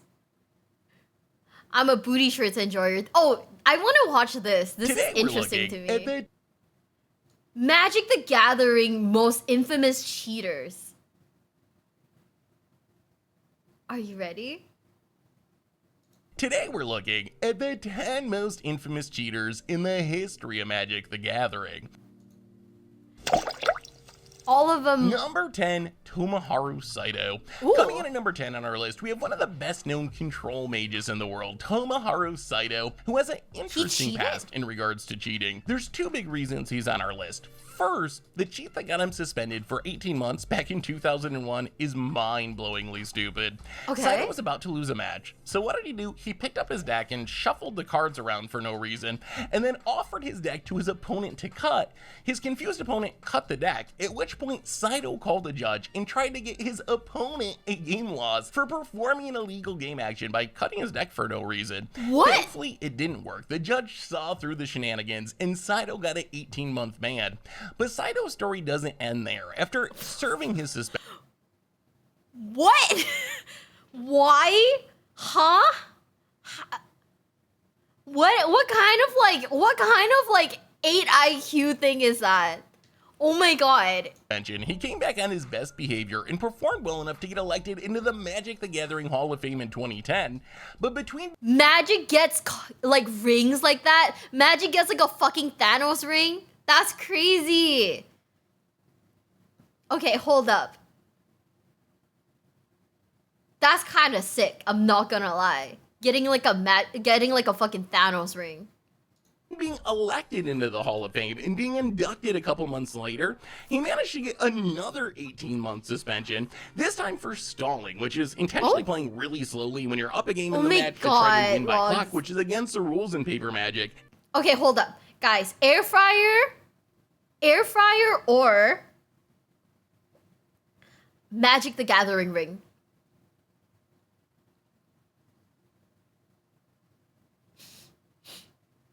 Air fryer or ring? Air fryer? Okay, you know what's the thing? I feel like, well, I already have an air fryer, so you take the ring. Okay, you know what? That makes sense. That checks out. Damn. And this not only led to his second Ring is aura suspension, true. but to Wizards revoking his Hall of Fame status. Ooh. But there's even more. While Saito hasn't shown up on the pro scene recently, he's still a part of Magic as the owner of one of the most well-known Japanese game stores, Hallelujah Games, which has run several GPs in the past, with Saito organizing the events. Number 9, Steven Speck. Steven Speck burst onto the Magic scene in 2015 as a modern specialist, helping popularize what at the time was a new modern archetype, Amulet Bloom. The deck is known for its absurd draws. $541. Oof. Amulet of Vigor on turn 1, into Summer Bloom on turn 2, play a bunch of bounce lands, play a hasty Primeval Titan on turn 2, and a turn 2 Primeval Titan, it's unbeatable in 2022 Modern, and it was doubly so back in 2015. It seemed like Spec just always had the nut draw with the deck, which allowed him to top 8 multiple GPs and SCG events. Well, it turns out that Spec literally did always have the Amulet Bloom nut draw, because he was caught at Pro Tour Dragons of Tarkir, palming the perfect opening 7 and presenting a 53 card deck to his opponent. Interestingly, you can argue that this situation led to multiple bannings. Spec got 36 months from the DCI and hasn't been heard from since, and a few months later, Summer Bloom, the key combo piece from the Bloom Titan deck that Spec helped popularize with his absurd cheaty draws, ended up getting banned in Modern. It turns out the deck was really good, even without palming the perfect opening 7. Need some Summer Blooms of your own? Well, you can get them from our awesome sponsor, Card Kingdom. Not the sponsor. CardKingdom.com/MTGGoldfish. Okay, we're gonna watch the Number sponsor. 8, Fabrizio and Terry. What makes Terry's cheating so interesting isn't so much how he was cheating. He was mana weaving his deck to make sure he got a good mixture of lands and spells in his opening hand, or in 2022 terms, he was essentially playing Arena's best of 1 hand opening algorithm in best of 3 Paper Magic. What made it interesting was his response to getting caught. Unlike many cheaters who just disappear from the scene or try to convince people that they weren't actually cheating, and Terry wrote an article describing the cheat and exactly why he did it. The TLDR was that... Okay, wait. I'm gonna go back and read this real quick. Describing the cheat. Mana weaving is sorting your lands in your deck while shuffling between games in such a way to never draw too many or too few lands. Sorting a ratio close to 2 spells, 1 land. Having a perfect distribution of lands and spells, and basically never having to mulligan. Get Mana Screw or Mana Flood.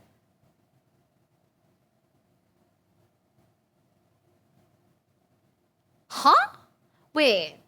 After game 1, I will pile shuffle my deck, follow that up with a few mash shuffles, then go to sideboard and replace the cards from the main deck I wanted. While looking at my deck, I would move the lands around, sorting them between spells. Frankly, I would pretend to do some more mash shuffles, but in reality, I would be barely changing the order of cards. Okay.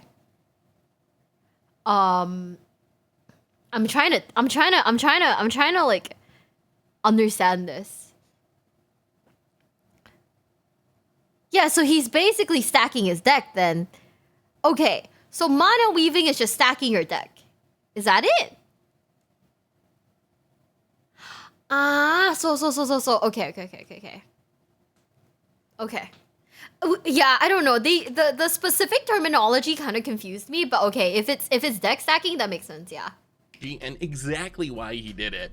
The TLDR was that he claimed to cheat in the early rounds of Grand Prix because he liked playing Magic against other really good players, and this required him making it to the later rounds of the GPs, but losing to variants against lesser players in the early rounds would make that impossible. While not everyone accepted his... That's stupid. That is the stupidest thing I've ever heard. I cheated because I only like playing against pro players. What? What the fuck? I cheated because I like only playing against pro players. I only cheated on the first day, so the next day I can play with the serious guys. What a bitch thing to say. I'm not gonna lie, it's such a bitch thing to say. Like, bro, get good.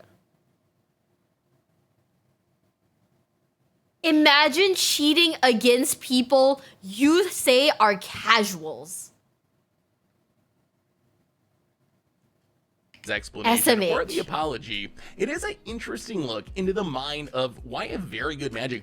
Okay, maybe consider understanding your participation in tournaments is now tainted and leave the game. How come every player caught cheating is sorry but never willing to give back any money they stole? He won money too? He won money off of that. Okay, so okay, well that's fucked up. That's really fucked up then. Ooh. Player would cheat. After serving an 18-month suspension, Interior returned to Magic and posted several finishes and even qualified for the Magic Online Championship in 2020, which is a sign that Interior can win without cheating since it's impossible to stack your deck when you're playing digital Magic. Number 7, I mean, yeah, Jared but you know. Botcher. When an unknown player suddenly top 8s every event that they play in, there's two possibilities. Either they're really good at Magic or they're cheating. Towards the end of 2013, Jared Botcher started playing competitive Magic and just couldn't lose.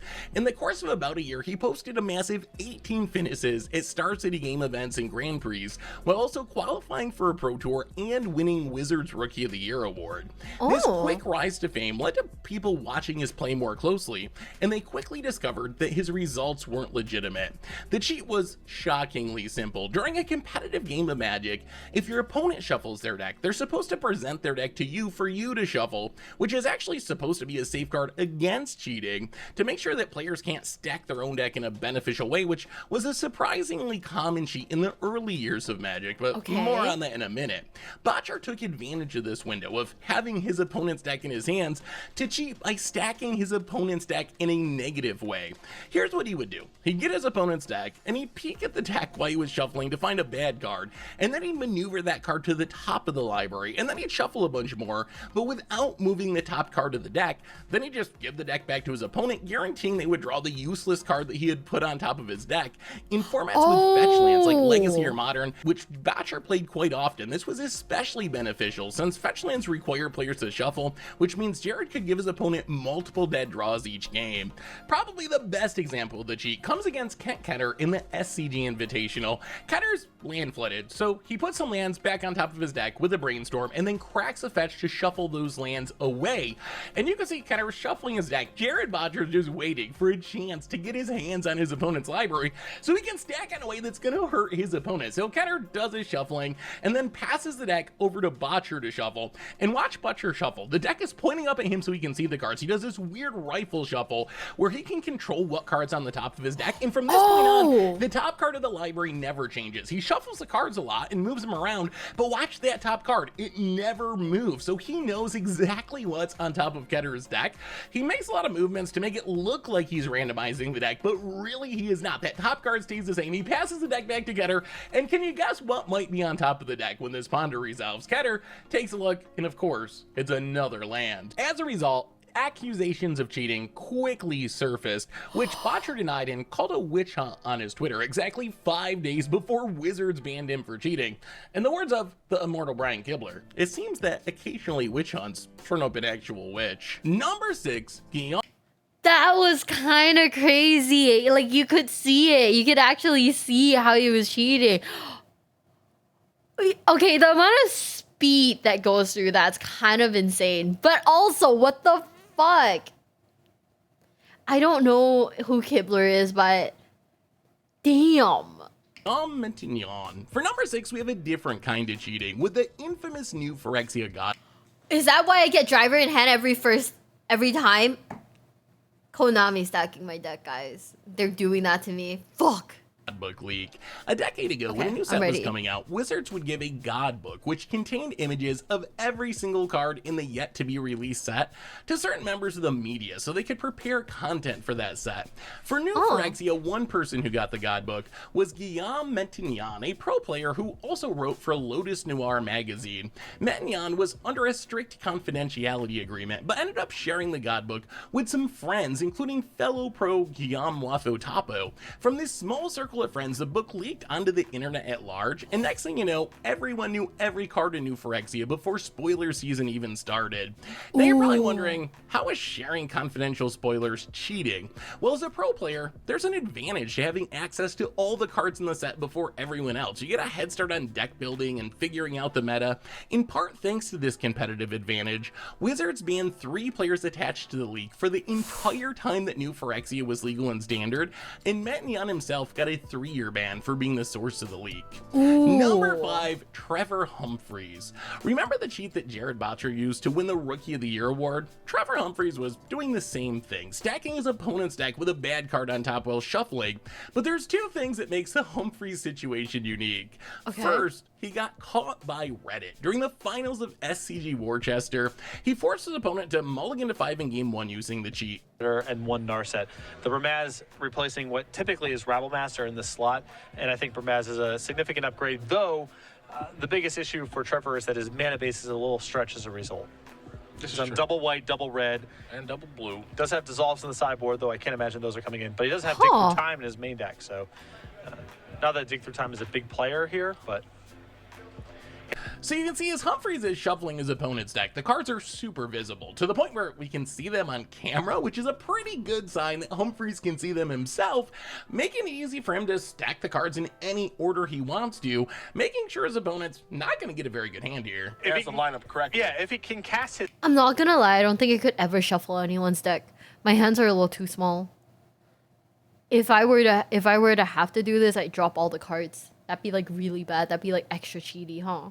Stuff, it's a big upside for his mana base to be built this way, but that is the risk. Will he be able to cast his spells on time? Even though he is taking a mulligan here. I think he's not found what he's looking for. Oof. And then in game 2, he got him stuck on just 1 land using the cheat. Dylan appears resigned to his fate. It's a frenzied goblin.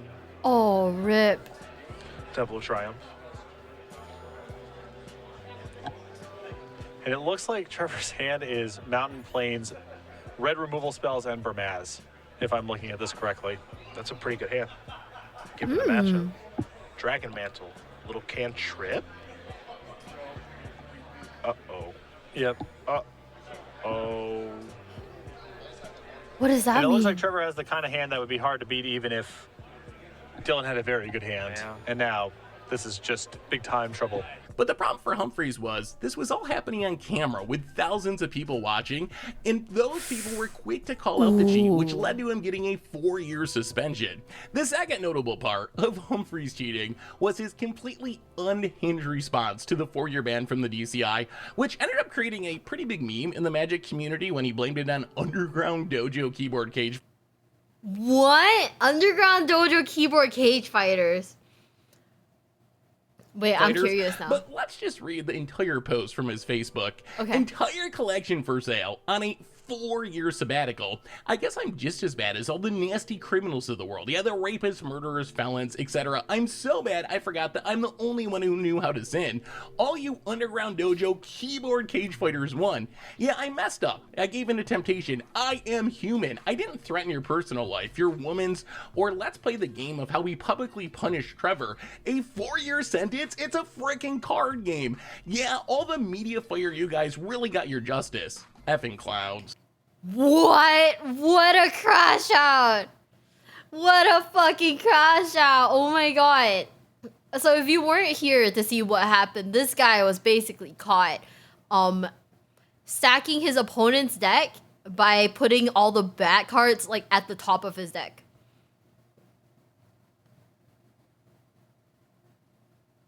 Okay. You're banned from Magic the Gathering for 4 years. You're not going to jail, buddy.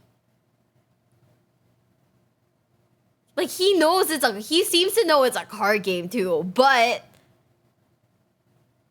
this crash out is insane. Guys, oh man. Number 4, Yuya Watanabe. During the 2010s, Yuya Watanabe was considered to be one of the best Magic players in the whole world. The Japanese pro had 5 Pro Tour top 8s, 27 Grand Prix top 8s, won Player of the Year twice, and was inducted into the MTG Hall of Fame in 2016. Okay. But that all came crashing down at Mythic Championship 2. The format was modern, and Watanabe was playing everyone's favorite deck, Tron.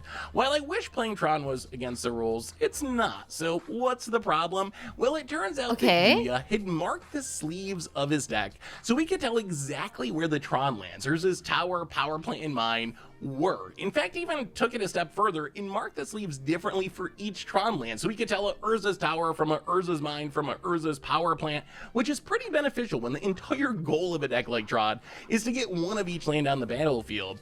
The end result was that Watanabe was suspended for 30 months. That is insane. Is this like, what is this? Oh my god. Hi, Corpic. Okay, marking your cards like that is kind of insane. Moved from the Magic Pro League and the Hall of Fame. Interestingly, his sponsor Cygames, which makes the online card game Shadowverse among other games, stood behind Watanabe, who somewhat confusingly denied the cheating. Even though Watanabe's suspension is up, he hasn't posted any Magic results since the now infamous Tronland incident, and instead he seems to be focusing on Shadowverse. Number 3, Mark. Okay, so the guy just cheats at MTG. And then once he gets caught cheating, just nopes the fuck out and like hops a different card game. Justice. The early days of professional Magic were known for cheating. While researching this video, I was shocked to find out how many players in the late 90s thought that mana weaving, the cheat that number 8 on our list, Fabrizio and Terry got banned for 2 decades later, was perfectly acceptable. The problem was so bad that 2 of the biggest names in Magic in the late 90s are now mostly known for their cheating rather than their gameplay skills. It's a tournament of Magic today at Motel California. Magic the Gathering, the strategic card game where 2 players duel against each other by using their cards to cast spells and summon creatures. Today we brought together some of the best players from Pro Tour 4, the MTV Invitational, presented by Magic the Gathering. Enjoy 2? Yeah, no problem. All right, what do you got for me, man? Well, Justice is really putting the pressure on. These guys don't look that tough. Cool. Pretty strong play. You don't think Justice is tough? He started a riot at a tournament last year. What is this, an ad? What is this? Why is there a random shirtless guy at a tournament? 4 cards. He's been on the tour 3 straight months. It's a constant mental drain. You gotta be focused every day. Third, fourth, and tap this. Block here, Block here. Come on, you get it sloppy. What are you doing? Who's the fast talker? That's Mike. He starts playing as fast as he can once he sees a weakness. Flip it. Call. Call it. They're pretty serious. Well, this is their livelihood. If they don't win, they don't eat. See the guy watching? That's Hammer. His opponents say he's psychic. He watches for patterns that people fall into. By the time he plays you, he knows what you're thinking and what you're gonna do. Are they playing outdoors on the beach or something? Why are there so many people in like? Why does that guy have like tan lines under his sunglasses? They don't eat. They don't win. They don't win. They don't eat. Oh my god. Okay, that is. Damn. Better than you do. Bolt you. Seeker you. Hammer. Exile. Again. So you don't think we're tough, huh? Magic the Gathering. Like the magic of life, you can't win if you don't play. For a brief... So you think we're tough, huh? We're not tough, huh? That is insane. That is actually such an insane thing to say. Oh my god. I'm not gonna lie. EDH people, I have no idea. If I went to like my locals in Singapore and I felt like I could probably take half of the men there. In a fight, I mean. So, you know, maybe they're not that tough. What? What do you mean, what? I feel like I could take them in a fight. You know? Trust. I'm gonna start going to local shirtless. MTG was on or something. What deck? Magic? I don't play Magic. I play Yu-Gi-Oh! Unfortunately. I play the one where you get an air fryer, not the one where you get money on Fortnite. Yeah, of course I'm gonna fight them. Trust.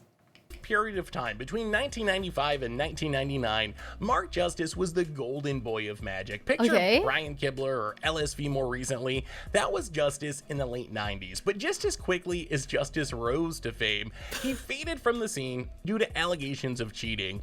Mark Justice, you're amazing. So good. As Justin Schneider would say. What is that voice? That voice gassing him up. I kind of need someone to say that to me. You know what? I'm gonna ask Nova if like we're at a locals and I win, will she like say that I'm amazing? I kind of need that. Perhaps the most infamous instance was his fourth muscle sliver at GP Atlanta, or GP Cheatlanta as it's gone down in MTG lore. The story is that Justice drafted 3 copies of muscle sliver for his deck, but that wasn't enough for Mark. So he went and bought a 4th copy from a vendor and added it to his draft deck.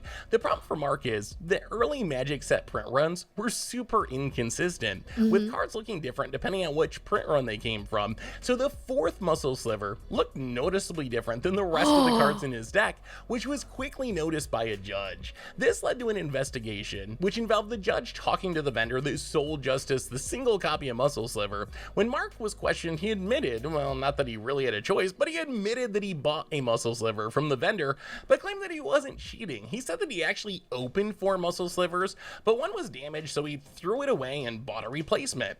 The judge was like, oh sweet, there's only 4 trash cans in this hall. Which one did you throw it in? The Justice said he couldn't remember. So the judge said, you know what, let's just go search all 4 trash cans. If we find a muscle sliver, then everything's gonna be cool.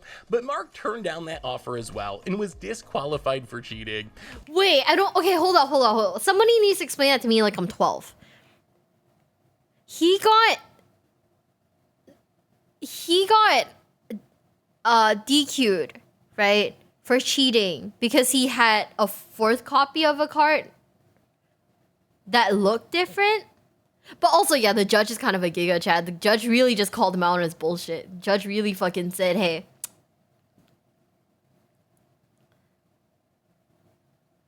Oh. Was it packs? Okay, that makes sense. Was it packs they open on the spot? Okay.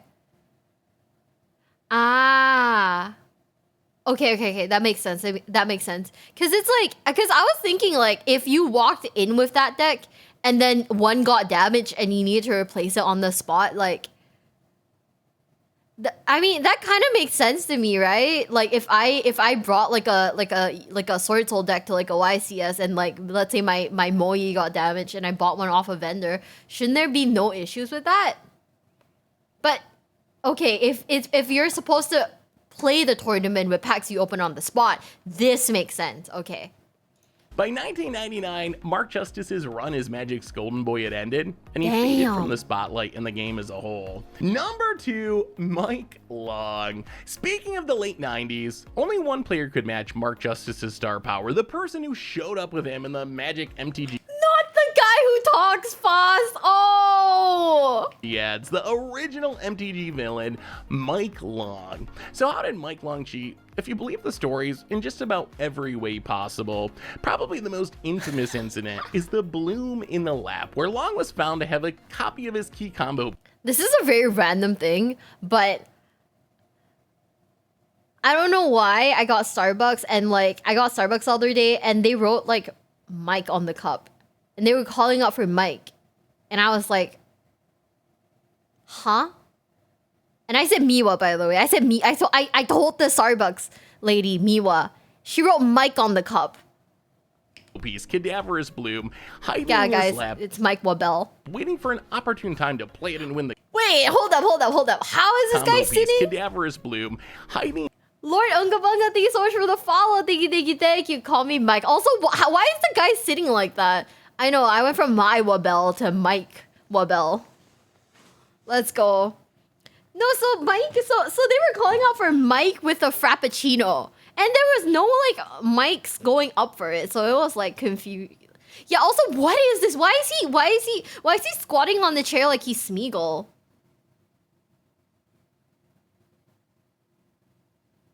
Like,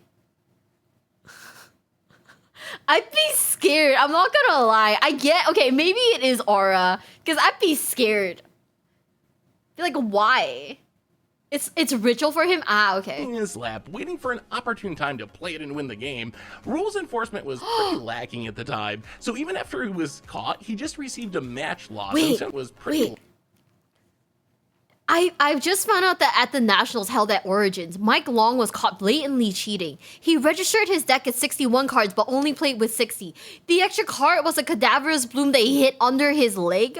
When he finally got caught, he was given a double warning and a match loss. However, he was 11-0 at that point, so it didn't make any difference. He had it under his leg? So if he okay, it's Mike Long, the guy squatting in the chair. Did he have it under his foot or something? That's kind of insane to me. Damn. That's why he's sitting like that?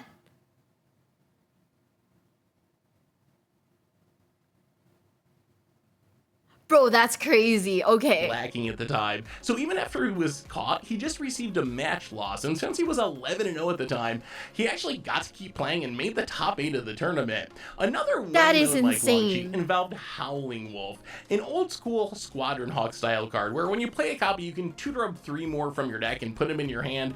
Apparently, Mike would mana weave the Howling Wolves into his deck to make sure that he'd only draw 1 copy and be able to tutor up the rest with the first one's ability. According to the early Magic internet, he actually was deck checked for stacking his deck, but normally if you stack your deck, you're gonna put a bunch of good cards on the top in a clump rather than spreading out Howling Wolves throughout your deck. So since the wolves were spread out throughout the deck, it didn't look suspicious and the judge let him keep playing. Okay. There's also an infamous incident involving both Mike Long and...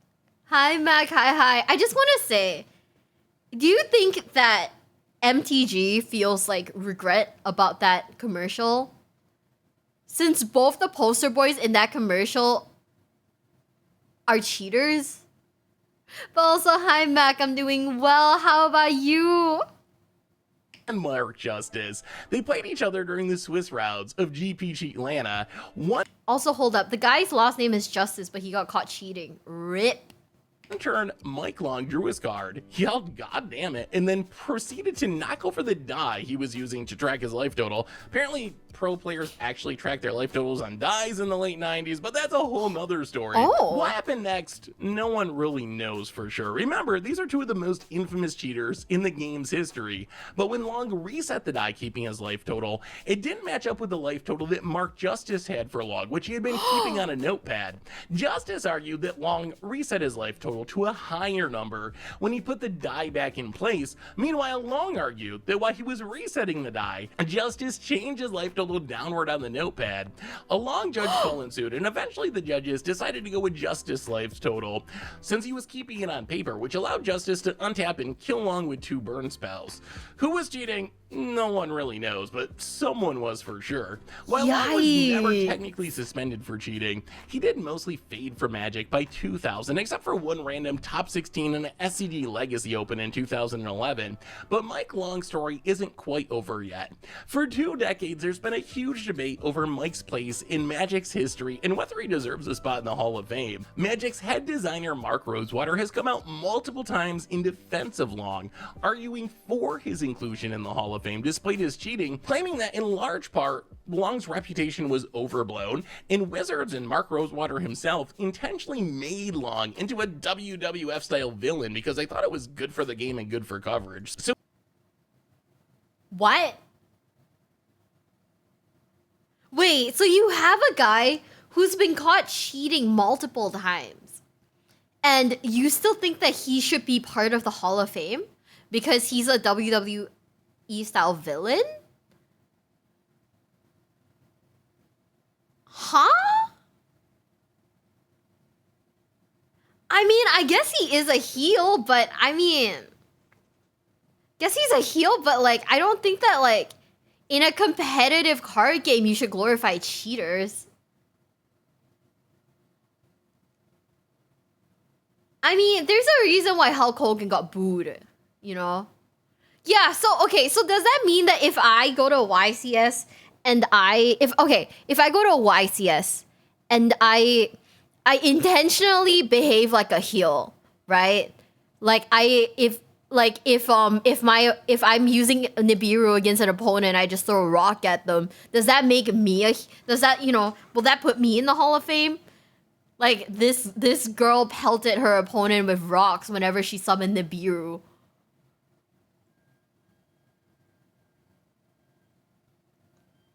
Depends how well liked you are. Well, I've been talking about how if someone were to like evenly match me, I'd like flip a table. So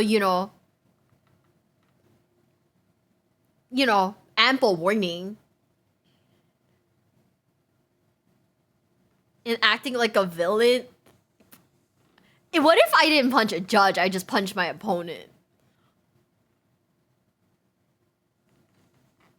Would I get in the Hall of Fame? You're too nice to be a heel. No, I could totally be a heel. Yeah, my nib token's just a rock that I chuck at my opponent. That's crazy. I use an actual rock as like as a real nib token, and I just throw it at my opponent. The people's... Oh my gosh, shut up. So was Long one of the biggest cheaters in Magic's history, or did Wizards intentionally try to turn him into that somehow to get better ratings when they played their tournaments on MTV? I guess we'll never really know the...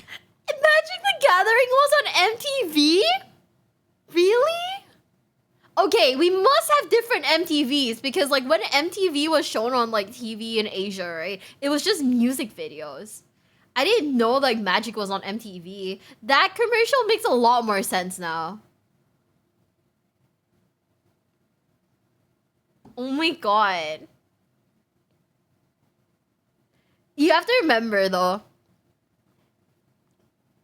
And okay, a lot of American stuff, a lot of American things like came to Asia like a little late. So like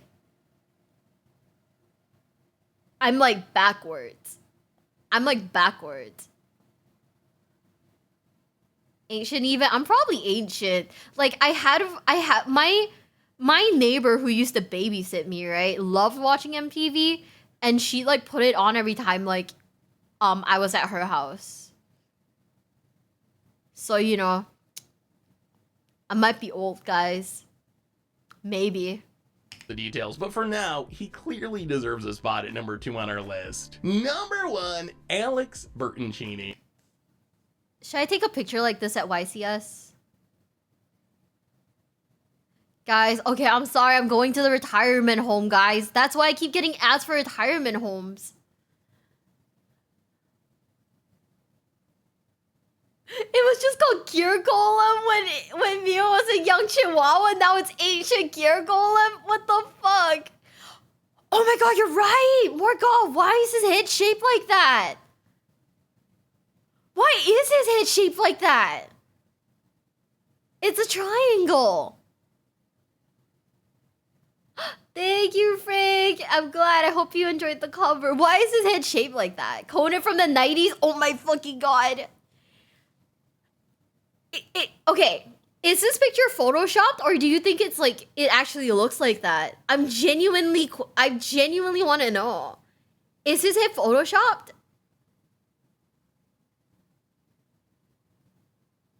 Where are his ears?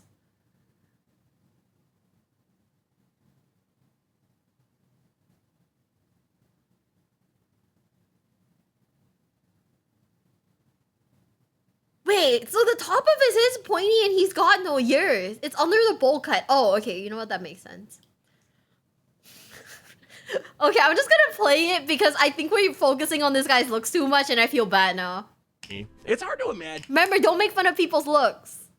That anyone from the modern era of Magic, with Twitch streams with thousands of people watching and judging. Isn't that the guy who was cheating?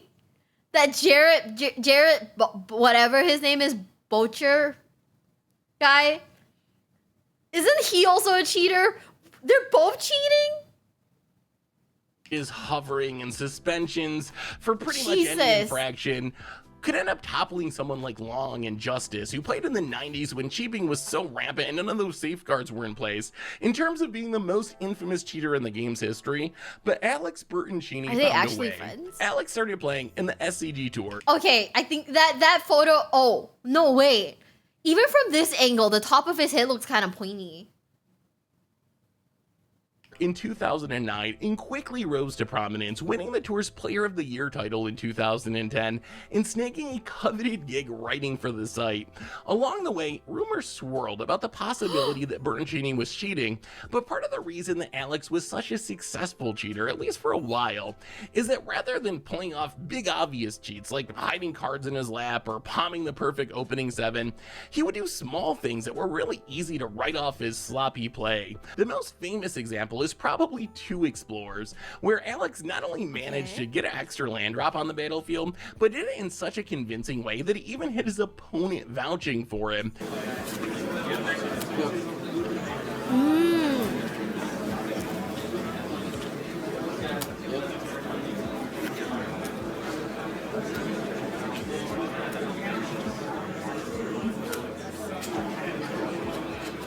You can see here on turn 2, Alex plays his first Explorer, giving him an extra land drop. So far everything's fine, but here on turn 3 we see the cheating take place. Alex makes his land drop for his turn, and then casts another Explorer, the second Explorer, 2 Explorers, giving him an additional land drop. Ooh. Alex makes his second land drop for the turn, the Explorer land drop, and then immediately preordains.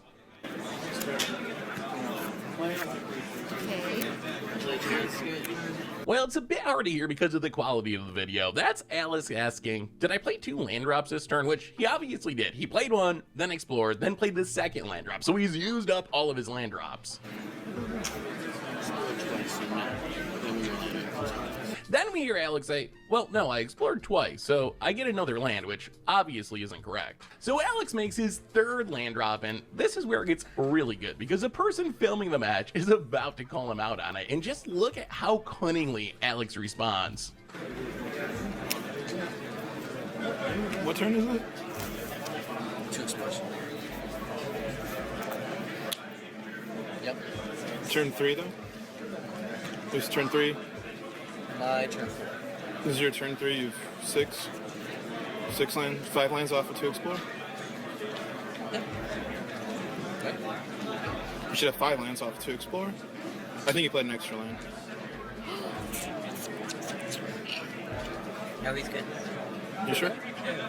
Alex manages to pull off the cheat so convincingly that he even has his opponent vouch for him, saying, oh, no, he's good. That's the right number of lands. No, he's good. You sure? Playing an extra land drop is something that happens unintentionally in Magic.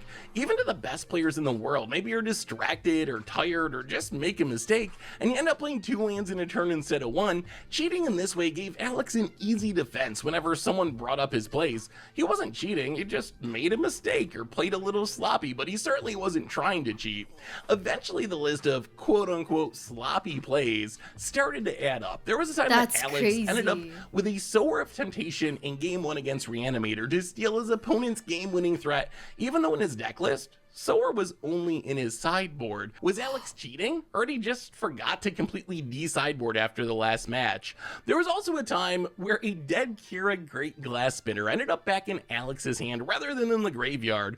The problem was that his opponent first targeted the Kira with Jace the Mind Sculptor's bounce ability to break the seal in its protection, and then killed it with Curse Scroll. Was Alex cheating, or did he somehow think that his opponent made the play in the opposite order and used Curse Scroll first and then bounced it with Jace? Or what about the time he drew 4 cards with Brainstorm, or when he had an 8-card opening hand, or the times he had beneficial sideboard cards in his main deck in Game 1, or when he's a cheating little bitch. Damn, that's a lot of cheats.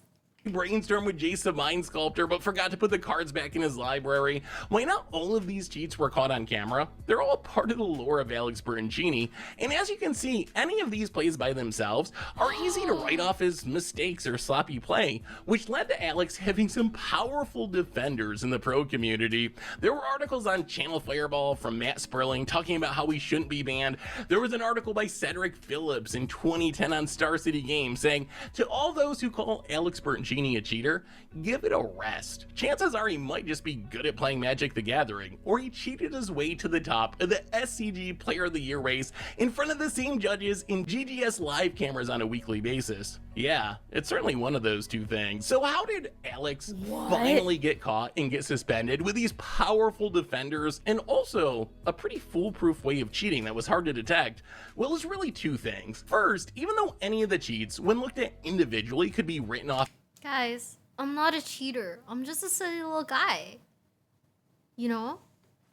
As a mistake, when you see the entire list together, it becomes clear that Alex is either the sloppiest Magic the Gathering player of all time, or it was just straight up cheating. Second, as people like Drew Levin realized, his mistakes were always beneficial. If he was legitimately playing sloppy and making mistakes, wouldn't he occasionally draw 2 cards with a Brainstorm? Why was it always 4? Wouldn't he occasionally accidentally have a bad sideboard card left in his main deck because he forgot to de-sideboard? Why was it always the perfect card for the matchup?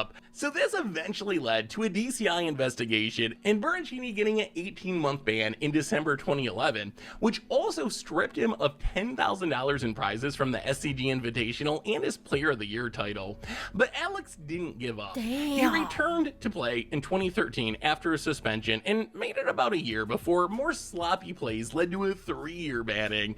He came back again in 2018 and managed to top 8 Grand Prix Los Angeles, only to be booed by the crowd when the top 8 was announced. Along the way, there were even more accusations of questionable play. Alex Bertoncini, hometown, occupation, turning over a new leaf. What does that even mean? What are you playing for over the last month of the season? A chance to show that I've grown up and changed. This guy really said this is my redemption arc, but did he cheat? This led to Alex posting a letter to the Magic community on his Facebook page where he admitted to some cheating in the past and also said that he didn't learn anything during his first suspension and came back to Magic the first time as an even worse person, but that this time, after his second suspension, it was different and he really did change, and now he wanted to be someone who spreads good. Unfortunately for Alex, Neither the community or the DCI was receptive to his arguments or apology, and shortly thereafter he was banned again, this time for life, at which point he deleted the apology post, which further made people question its authenticity. Last Why would Alex you was seen delete on the the internet, apology? he was trying to sell some NFTs featuring pixel art that may or may not have been ripped off from a famous magic artist. Can you think of anyone else that should be on our top? That's crazy. Hi, Lucky Ducky. Thanks for the follow. Thank you, thank you, thank you. But how does Bled go from cheating in Magic the Gathering to selling NFTs and cryptos that are directly like ripped pixel art of MTG cards? Do the Yu-Gi-Oh one? There's a Yu-Gi-Oh cheaters. I'll Google it. Yu-Gi-Oh cheaters. Oh. YouTube is listening to me. Oh, let's watch this. Let's watch Cheating this, has been guys. around Oh, is that kind of loud, guys? I'll lower the volume. Tell me if it's loud. But also, be right back. I'm just gonna put on some music. But I'll be right back. I'm gonna go pee real quick, okay, guys? NFTs is crazy. You can post it in general, in Discord general. I'll be right back. I gotta pee really fast. Yeah. Okay? I don't have a BRB. Oh fuck! I hit my knee. I don't have a BRB screen because I forgot to make one, but I'll just put some music on for you guys, okay? Love you guys. Give me like 2 minutes. Bye. Oh fuck. I hit my knee again. Ow. BRB.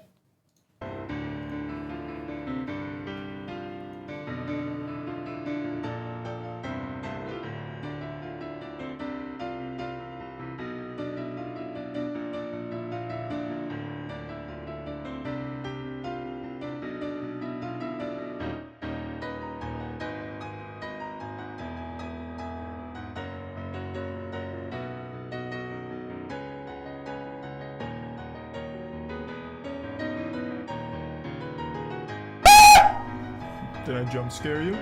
Yeah, I bet I did.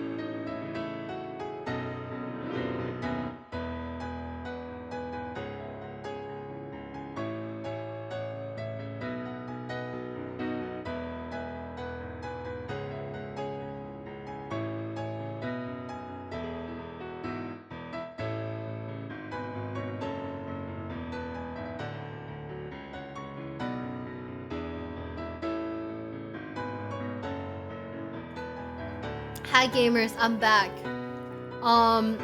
That's not me. This is Mara C8 if you guys are enjoying the piano. But we're watching this. We're watching this right now. Hi guys. Okay. Most Wanted. The story of the biggest and most notorious cheater in Yu-Gi-Oh history, Roy St. Clair. I don't know who Roy is, but let's go. Hi, Mike. Okay, stop. Not Mike. Cheating has been around forever in the Good night, Yu-Gi-Oh trading Myojin. card game. It's long been something the community despises, and Konami themselves have taken many steps over the years in attempts to thwart it. Heck, it's even been portrayed countless times in an extremely negative light in the various Yu-Gi-Oh anime series. But ultimately, cheating can't be completely stopped no matter how much you try. It's sort of like that old saying goes, where there's a will, there's a way, and unfortunately, cheaters always seem to evolve just as the rules do. I once made a video cataloging some of the biggest instances of real-life cheating in competitive Yu-Gi-Oh, but today you're gonna learn exclusively about numero uno, the king of cheats, the real-life Bandit Keith of this game, his successes, his failures, and the public scrutiny he faced very often.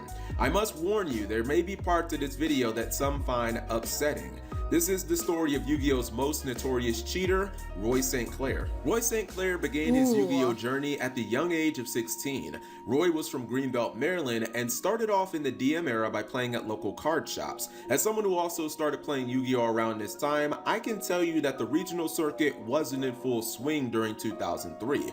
This meant that Roy was initially limited to local competition. As luck would have it, Roy also got into Yu-Gi-Oh alongside his older brother Brian St. Clair, so at least he would always have someone to play against, whether or not he can make it to locals. By 2004, however, Upper Deck had gotten a regional circuit rolling, and Roy was absolutely hooked. In 2009, Roy told Konami in an interview that in his early days, he and his brother would try to go to every regional possible, and that it was a great experience. It wasn't just the competition and dueling he loved, but he also liked traveling to new places, meeting new people, and...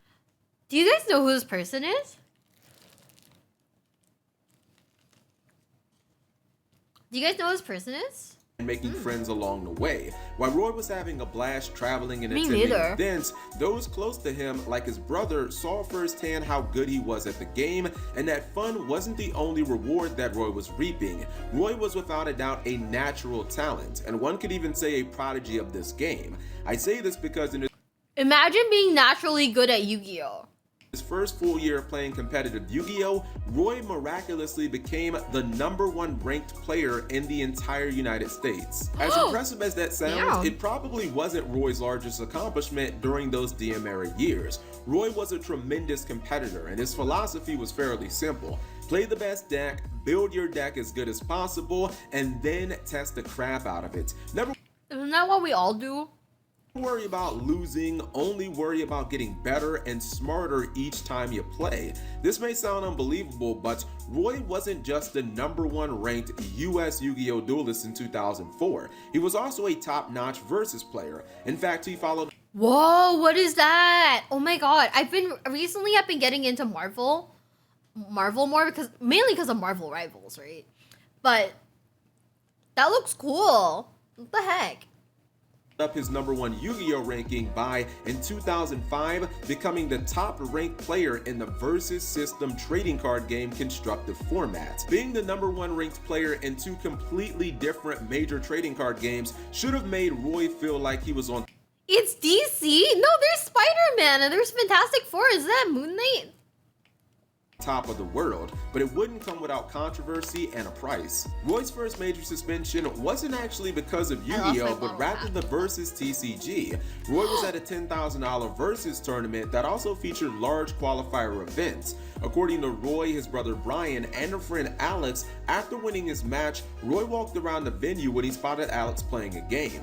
Roy approached the ensuing game thinking his friend Alex and his opponent were playing a casual non-tournament battle. Alex was in the middle of a move when Roy casually said to another one of his friends, Paul, Alex made a misplay there. At this point, Roy was immediately asked by judging staff to leave the area. Alex ended up winning that game, but before the start of the next round, was approached by judges telling him that they were overturning the last round's results and he would be receiving a loss. Upper Deck's side of the story was quite different. According to Upper Deck judges, not only was Roy's act of saying aloud, Alex made a misplay there, completely unacceptable, but they also also accused Roy of collusion, saying that on 4 separate occasions while watching the battle, Roy signaled to Alex by doing things such as grunting, shaking his head, or lifting his hands. Roy was immediately disqualified from the 10K tournament and lost at least $2,000 in guaranteed prizes as he was already in the semifinals. Upper Deck also suspended Roy for 90 days for entering any Upper Deck tournaments.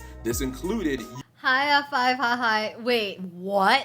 Yu-Gi-Oh events. Roy was absolutely livid, and not just because of the prize loss, but he also knew that he would no longer be able to enter the 2004 US Yu-Gi-Oh National Championship, which ironically was being held the next day. Roy accused Upper Deck judging staff of singling him out, saying that Upper Deck judges had brought up his Yu-Gi-Oh credentials when speaking with him. Roy claimed that he overheard one of the judges say, quote, "He's a high-profile player. Let's make an example out of him." These events led to a highly adversarial relationship between Roy St. Clair and Upper Deck judging staff. Now, I don't generally assert my personal opinions into these videos, but in my opinion, it was highly suspicious that Roy would claim not to know his friend Alex was playing in a tournament game, when by Alex's own admission, they entered these events together earlier that day. I also found it suspicious that Roy was watching the game standing behind Alex's opponents and facing Alex. Lastly, Alex even admitted online in a post on Pojo that he clearly heard Roy's remarks in their ensuing game. So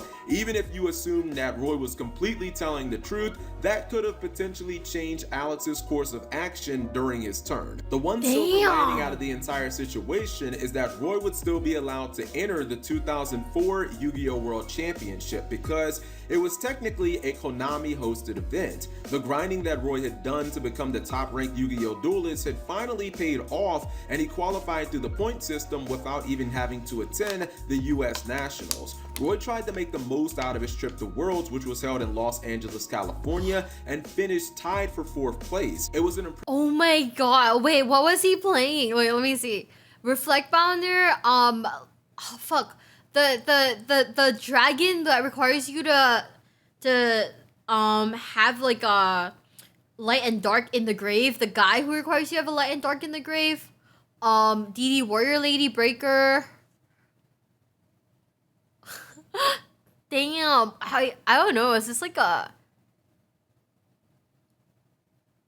old Chaos deck? Oh, what's he? Chaos Emperor Dragon. Yeah. I can't remember what it's called. I just remember the summoning effect.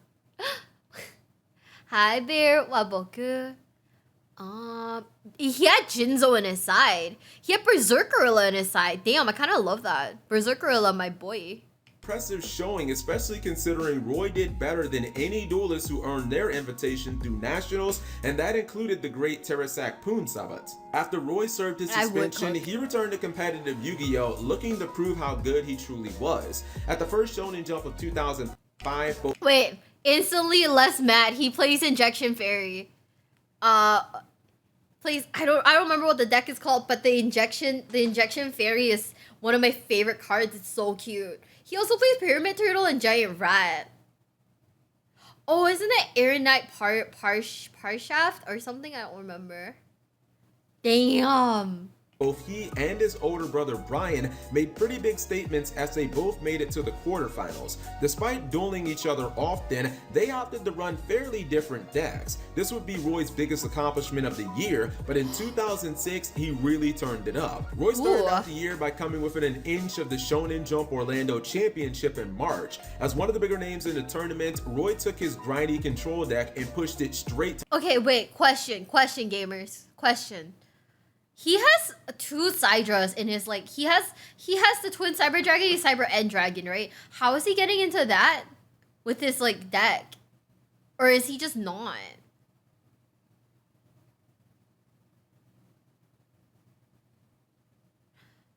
I don't get it. I see Tsukuyomi there, though.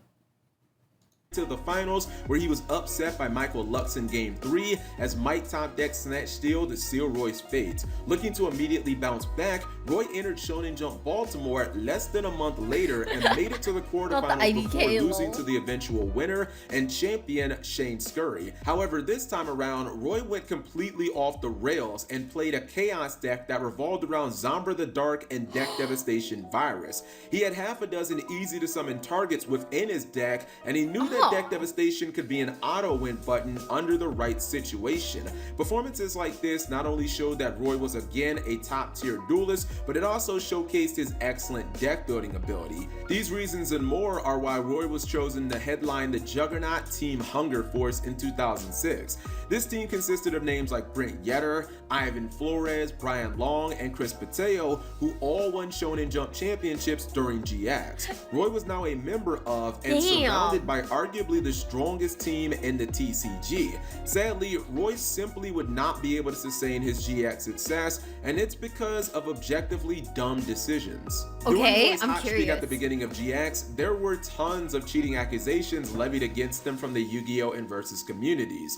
Huge threads on sites like VersusRealms.com claiming Roy had started games in the top cut before letting his opponent cut his deck, alleged statements from past teammates saying Roy had taught them how to perfectly stack any 5 cards to the top of their deck, even Yu-Gi-Oh! Duelists claiming Roy would often start a game with 5 cards rather than the standard 6, then call a judge over saying that the opponent had drawn an extra card. There's even a crazy story about Roy once dueling a girl who has the life point lead advantage after turns in time. The story goes that the girls were relieved that she won when Roy jokingly asked to play it out for fun just to see who would have ultimately won the duel. Roy proceeds to gain the life point lead during the next turn when a judge walks by and asks who's leading in life. The girl responds, "I already won, we're just dueling for fun," only to have Roy state, "I have no idea what she's talking about. As you can see, I clearly have the life point lead." Stories of Roy's cheating escapades were starting to have a reputation equal to his competitive one.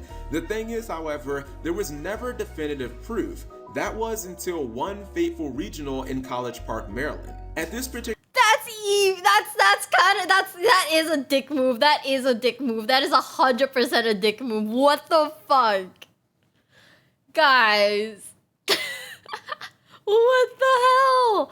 This guy was literally, okay, this guy's the definition of gaslight. And then his deck just gatekeeps people. So he's literally gaslight gatekeep girl bossing. What the fuck? No way.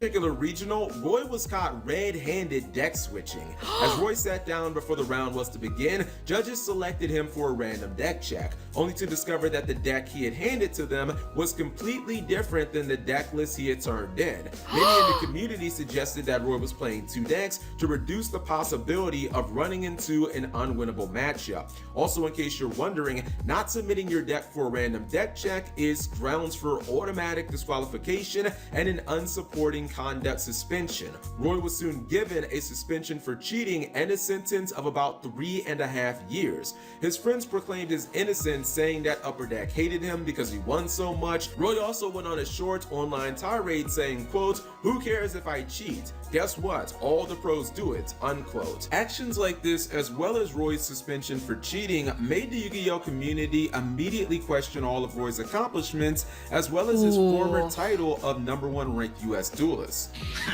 Punk, I'll teach you to respect my title. I believe Roy went on this tirade because he never expected to play competitive Yu-Gi-Oh! Again and was frustrated by the over 3-year ban that he had received. Luckily, fate smiled on Mr. St. Clair once again. After Konami forcibly took control of the Yu-Gi-Oh! TCG in early 2009, they lifted all upper deck suspensions on duelists. Basically, everyone got a get out of jail card, and that— Wait, that's crazy. Why would Konami do that? Also, isn't that the old... Wait. I feel like that's the old Konami logo, right? Or maybe I'm like gaslighting myself. But also, why the fuck would Konami do that? Why would you guys do that? Yeah. I remember this from like the PS1 games that my cousin had. This is how you know. That included Roy. I can't say that he came back leaner, but he definitely returned meaner, motivated, and sharper than ever. Remarkably, Roy won. This guy really fucking said he didn't come back leaner?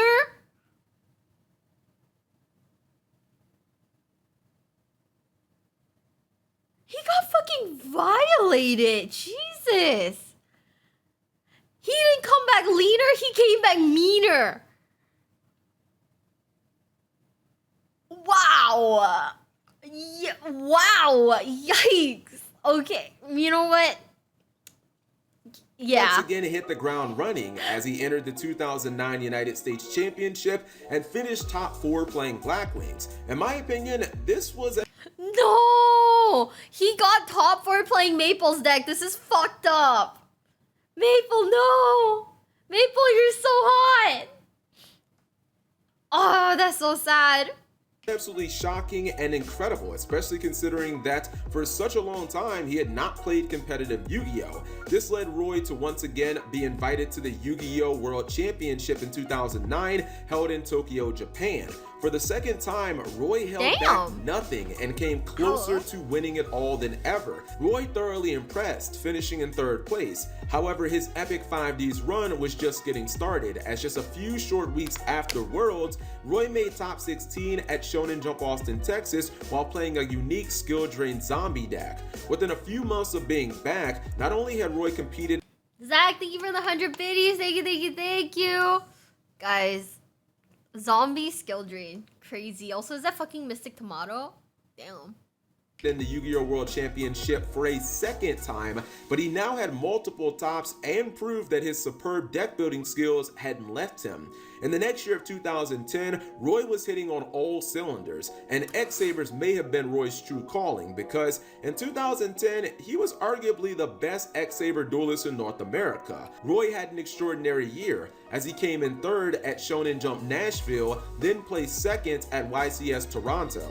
As high-flying as Roy was, predictably it wouldn't last. In February 2011 at YCS Dallas, Roy had once again topped with X-Sabers. However, at day 2, at the top 32 deck checks, Konami judges found the bottom corners of all 3 copies of Roy's side deck Fossil Dynas had noticeable bends. Judges claimed that these were the only cards in Roy's deck to have this distinguishing detail, and thus it would be easy to stack said cards. Roy defended himself in a YouTube video claiming that the members of the judge staff had initially said the cards were okay, saying that, quote, they were perfectly fine because they were in mint condition, unquote. This time Konami and not Upper Deck was handing out a pretty harsh penalty and suspension to Roy for cheating, although not as severe as what he had received in the past. This time Roy would serve 2 years. Many would have simply quit at this point. As Roy even stated in his video, he believed Konami was trying to weed out successful older duelists of the past. And like Konami doesn't know what I'm talking about. No, you really said Konami's trying to freshen up their... You really fucking... Okay, you marked your cards and then got suspended and then proceeded to say they're just trying to kick all of us old duelists out. That's insane. Oh my god. Just like take the L, dude, and move on. I don't know. It's such a weird reason. Like, they wouldn't... Okay, why would Konami get rid of old players when it's old players who keep the game, like, going? The old Yu-Gi-Oh! Were all cheated. Were they really? Don't want like great players like me and, you know, some of the better players, you know, all the best players. Did he really just say great players like me? My brother in Christ! They don't want repeat like greats. They just want like new people to get in the game, get better. However, that just wasn't in Roy's DNA. Roy served out his 2-year suspension and was eligible to return in February 2013. How would he return from a second multiple-year suspension, you wonder? As it turns out, pretty sharp and pretty motivated, just like in the past. Roy immediately cashed in with a top 16 finish at YCS Austin with Karakuri. Roy clearly took inspiration from Desmond Johnson's top 4 build, playing the same deck at YCS Miami earlier, but Roy adjusted his build to his particular playstyle and the expected meta with tech like Macrocosmos in the main deck. All these years off, and Roy was still quite a good deck builder. This would basically... Macrocosmos. Does this man play anything other than Floodgates?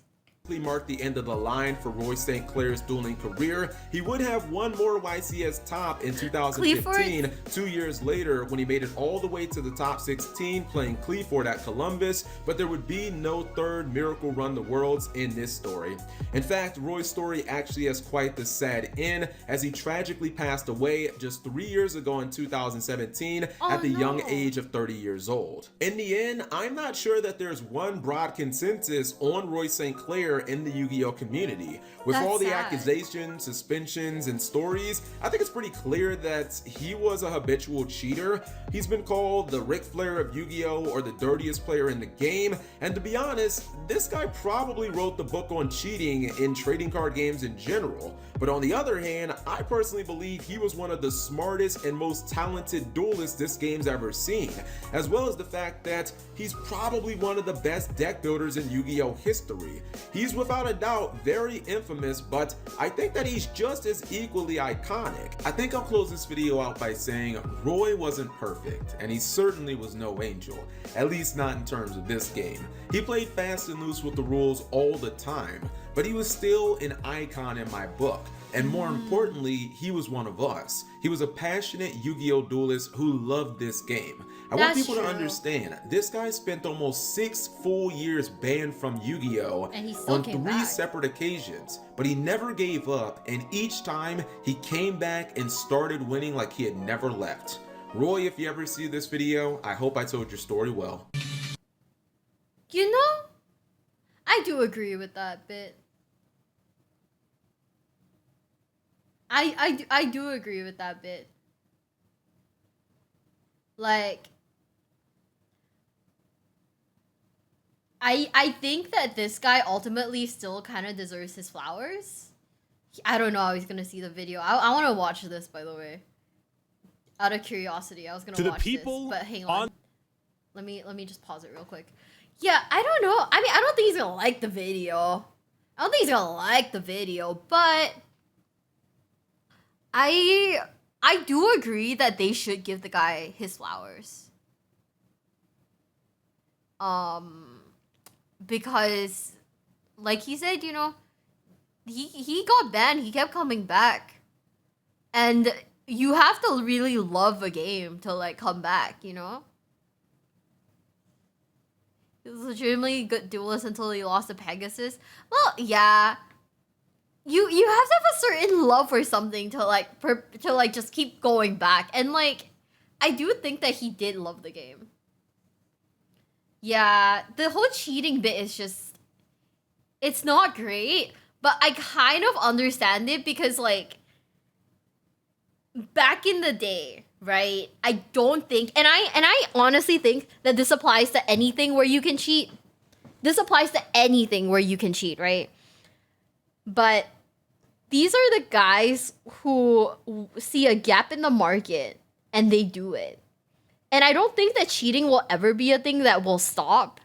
It's just people just continuously invent new ways to cheat, you know? So it's like they're exploiting the rules in a creative fashion. I'm not like saying that cheating is good. I'm just saying that like realistically, most cheating methods, right? You won't know of cheating methods until someone actually does it. So I'm just kind of like, well, you know, at that point, because I believe that people are going to cheat regardless. It's just finding new methods to do it. Obviously, they should get like, you know, a slap. They should get like slapped in the face for it, but you know, it's going to happen regardless. Anyways, let's watch every single Warhammer Space Marine Legion in a nutshell. This is from 2 years ago. There's another one that's like 1 year ago that I'm going to queue up. But yeah, I'm curious. No, Weevil Underwood is completely different. Because any sane person would not take someone else's belongings and throw it off of a railing. Okay, bye, hero. Yeah, any sane person would not throw someone else's belongings off of a railing. You know? Give me $20, I'll do it. Show what? Like I pay you $20 to chuck your stuff off of a railing? I don't get it. But yeah, let's go. I'm still like curious about Warhammer. I'm still like curious. I'm thinking, okay, I should have picked it up. I didn't pick it up. I don't know why, but I should have bought what was it? Space Marine 2? Kind of I saw the gameplay. I liked it. That's why I'm like kind of delving into the Warhammer world, but you know, I think the world is probably bigger than the game itself, so yeah. To the people on the internet, the time has come. The reckoning begins. Your boy got himself a shaker cup. After many months of shilling gamer subs like mad, my favorite thing to do, we have ourselves a goddamn shaker cup. It's here, the official Bricky waifu. By the way, we're watching all of his ads because it's the least we can do for like appropriating his content. Shaker cup. Do you see the gal on here? If it's not great at focusing, I'm sure there'll be a thing in the background. Skater, put a thing in the background. Long white hair, absolutely. A bit more toned, abs, obviously. Bikini, hit it. Legally distinct mark on the face, of course. She wants you to do the diddle thing, maybe, but most likely to serve in a glorious army. What? Legally distinct? I think so. The Bricky Shaker Cup is available now, and you should get it while it is hot. But if you're thinking, Bricky, what should I put in this? Well, how about my top 10 favorite gamer subs flavors? From number 1 to number 10, all of them incredible, but listed regardless, and an addendum for those that are caffeine free. Wait, I just want to go back. What does that say? Gamer Fart 9000 has caffeine free. I don't know if I'd ever drink something called Gamer Fart 9000. But listed regardless, and an addendum for those that are caffeine free. This shaker cup is available now in the description of this video. You may use code Bricky as well at checkout to get a discount on your order. A massive amount of profits goes to yours truly, and a huge thank you to Gamer Subs for sponsoring and for getting me this beautiful cup. Go out there and get it. I'm gonna take one more sip for the camera, slow it down, throw some sexy music in there, and I'll see you guys soon. Who's Russian? Wait, what do you mean by Badger's flavor? So that was made by like a content creator called Russian Badger? Yeah, I don't know. The sponsorship talk's kind of weird. I mean, but not him sponsoring, not him shilling it is weird. It's just the whole I'm gonna drink out of this sexy cup is kind of yabai. Ah, okay, that makes sense, guys.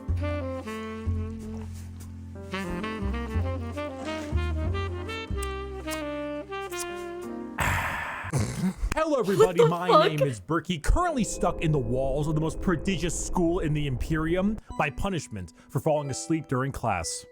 God bless the Skull of Progenium. Many of you have come across my Every Faction Explained video. Firstly, thank you. Secondly, we are here to dig a little deeper. Space Marines are the quintessential poster boys of Warhammer 40,000. When people think 40K, they think Space Marines, but there are many types of Space Marines, formed from 20 separate legions. We are going to rattle them off in order and give you a quick rundown of each one. A disclaimer, like in my Every Faction Explained video, this is a mix of accuracy and memes. If I say the Salamander's Legion specializes in hugging children and petting puppies, they aren't exactly doing that, mostly. I would like to pet this creature. But you can infer that they care about civilians. They don't pet puppies? This is so sad. This is Warhammer lore. This is Warhammer lore. And are a bit kinder than the average Space Marine. A Space Marine being a genetically modified super soldier that's had 1 million new and terrifying organs shoved into them, refrigerators strapped to their bodies, and are so far above the average human that they are referred to as demigods instead. Each Space Marine has a father, unlike you, a Primarch. Okay, why'd you have to hurt me like that, bro? God damn. Guys, what if I became a space marine just so I could have a dad? Which is basically an even bigger space marine that was forged in a lab by the god emperor of mankind, that gigantic golden dude you see everywhere, who is both the leader and now the martyr of humanity. The Primarchs are his 20 sons, built in a lab, who lead 20 legions of space marines, who are their sons, not from a lab, but rather a dissection table, giving them the powers and skills of their associated Primarch via a gene seed, a special organ carrying the genetic makeup of their Primarch and, you know, their seed. So Jagatai Khan. Wait, I need to go back. Makeup of their Primarch and, you know, their seed. So I vaguely remember like reading up something about like a chaos seed. I'm still not entirely sure what that means, but like, huh?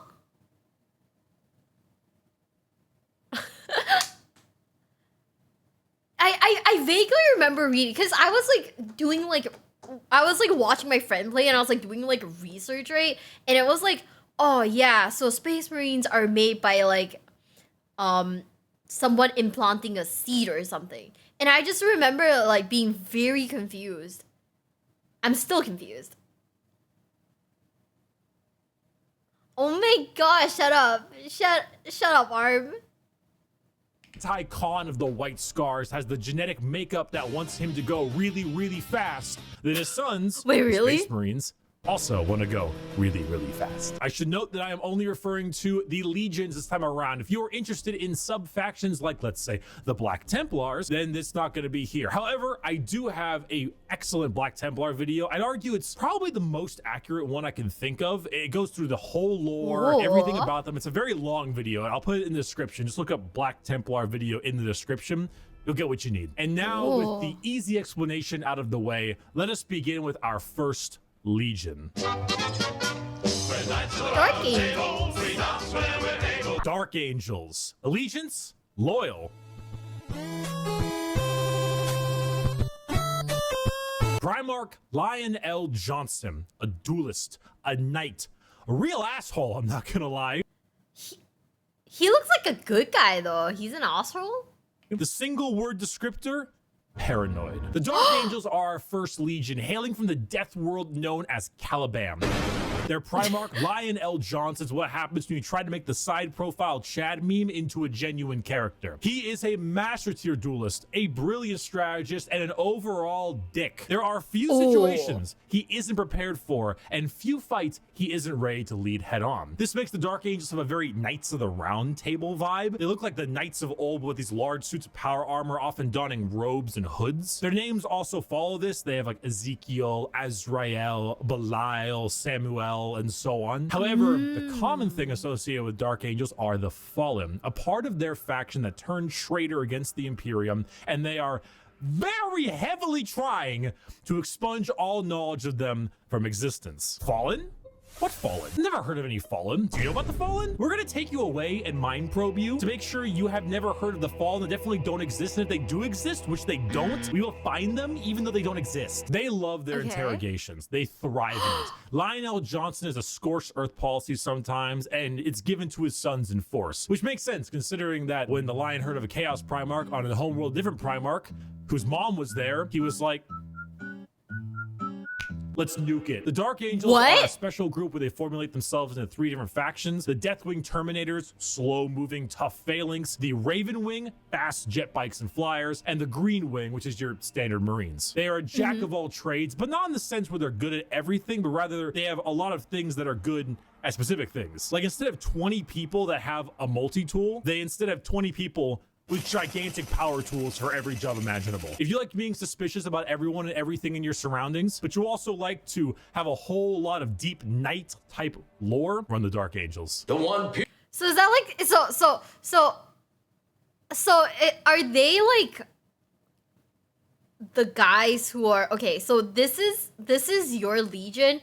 If you like biblical. If you like biblical names fighting against heresy. But also they're hella paranoid. Do they sound like the church? Yeah, you're like really into the church.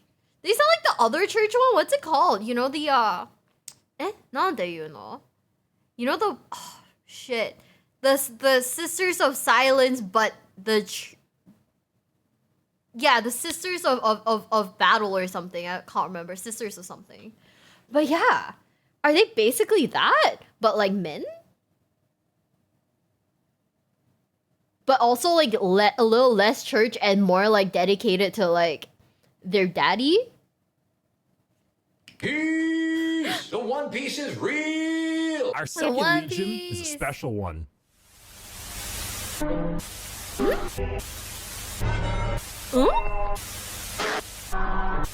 If you can see, the Wait. numbers all go. Wait, they just skipped the second legion. What does that even mean? Okay. Third legion it is. Emperor's Children. to 11. The Emperor's Children. Allegiance, traitor. Primarch, Fulgrim, a perfectionist, an artist, a sneaky snaky snake. And the single word descriptor, perfection. The Emperor's Children are all about the pursuit of perfection. Perfection in all they do. Perfection in war, in artistry, and perfection in every other aspect of life. Their armor is a gleaming pink, purple, and gold. Their ships have spires of gorgeous marble and gold statues. Okay, I kind of like them if they're pink. In their honor. Fulgrim is a man who believes the pursuit of perfection is the goal of all things. And I mean, look at him. Can you truly tell me that he is not perfect? The hair, the features. As Primarchs go, he is the one you look at, and if 40K had a guy that would give you the best sex you've ever had and never call you back. They're the fuckboys of like the Space Marines?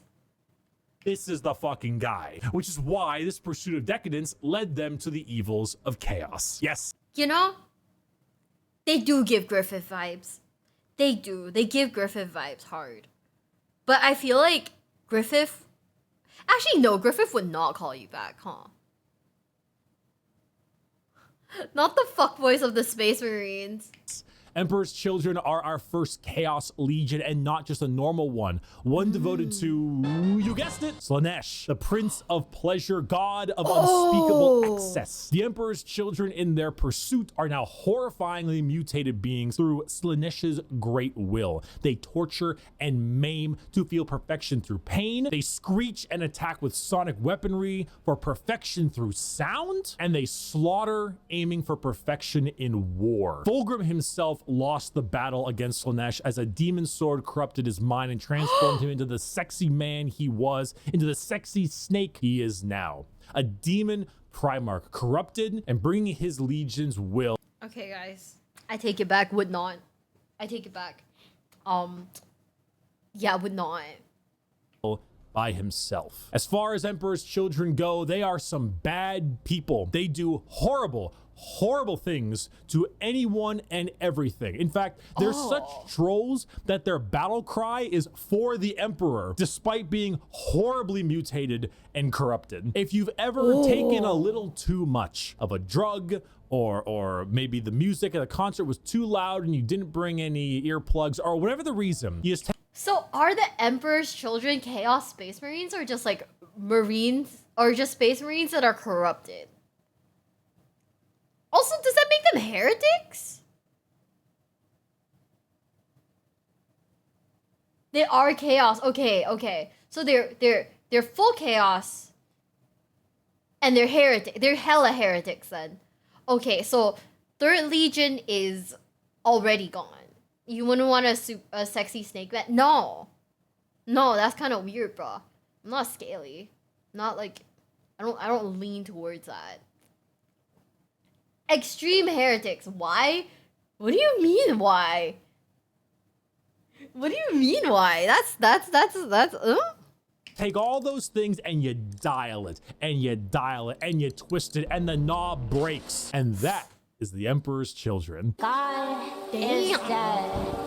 God remains dead. And we have killed him. The Iron Warriors. Allegiance, traitor. Primarch, Perturabo. They're also traitors? Jesus. Okay. Warlord, a siege smith, an incel. Single word descriptor, siege. Continuing the trend of our Chaos Legions, we have the Iron Warriors led by Primarch Perturabo of Olympia. To understand the Iron Warriors, though, one must first understand Perturabo. A man so bitter, coffee beans run for light. A man who hates the world and everyone in it, who never got recognition for his deeds, who hates his brothers and hates their accomplishments even more. Someone so laughably petty, so incredibly bitter that he goes full circle to becoming likable. Why? Because he's competent. The Horus Heresy. We didn't talk about the Horus Heresy. Intermission. So Horus was the Emperor's favorite son, right? You know, so the Emperor walked into his room. Horus said, Dad, I just gifted 150 subs to Amaranth, and she said my name a ton, and she loved me for it. I really think that I might get to meet her one day. And it kind of played out something like this. Your feelings for her are not real. They are real to me! And then it started playing out a little bit more like this. Let the seas boil. Let the stars fall. So it takes the last drop of my blood. Yeah. So Iron Warriors, the Horus Heresy wouldn't have gone. Wait. So basically, it was the son rebelling against the dad, right? He took like 8 of his brothers with him to fight against dad and his 9 other brothers.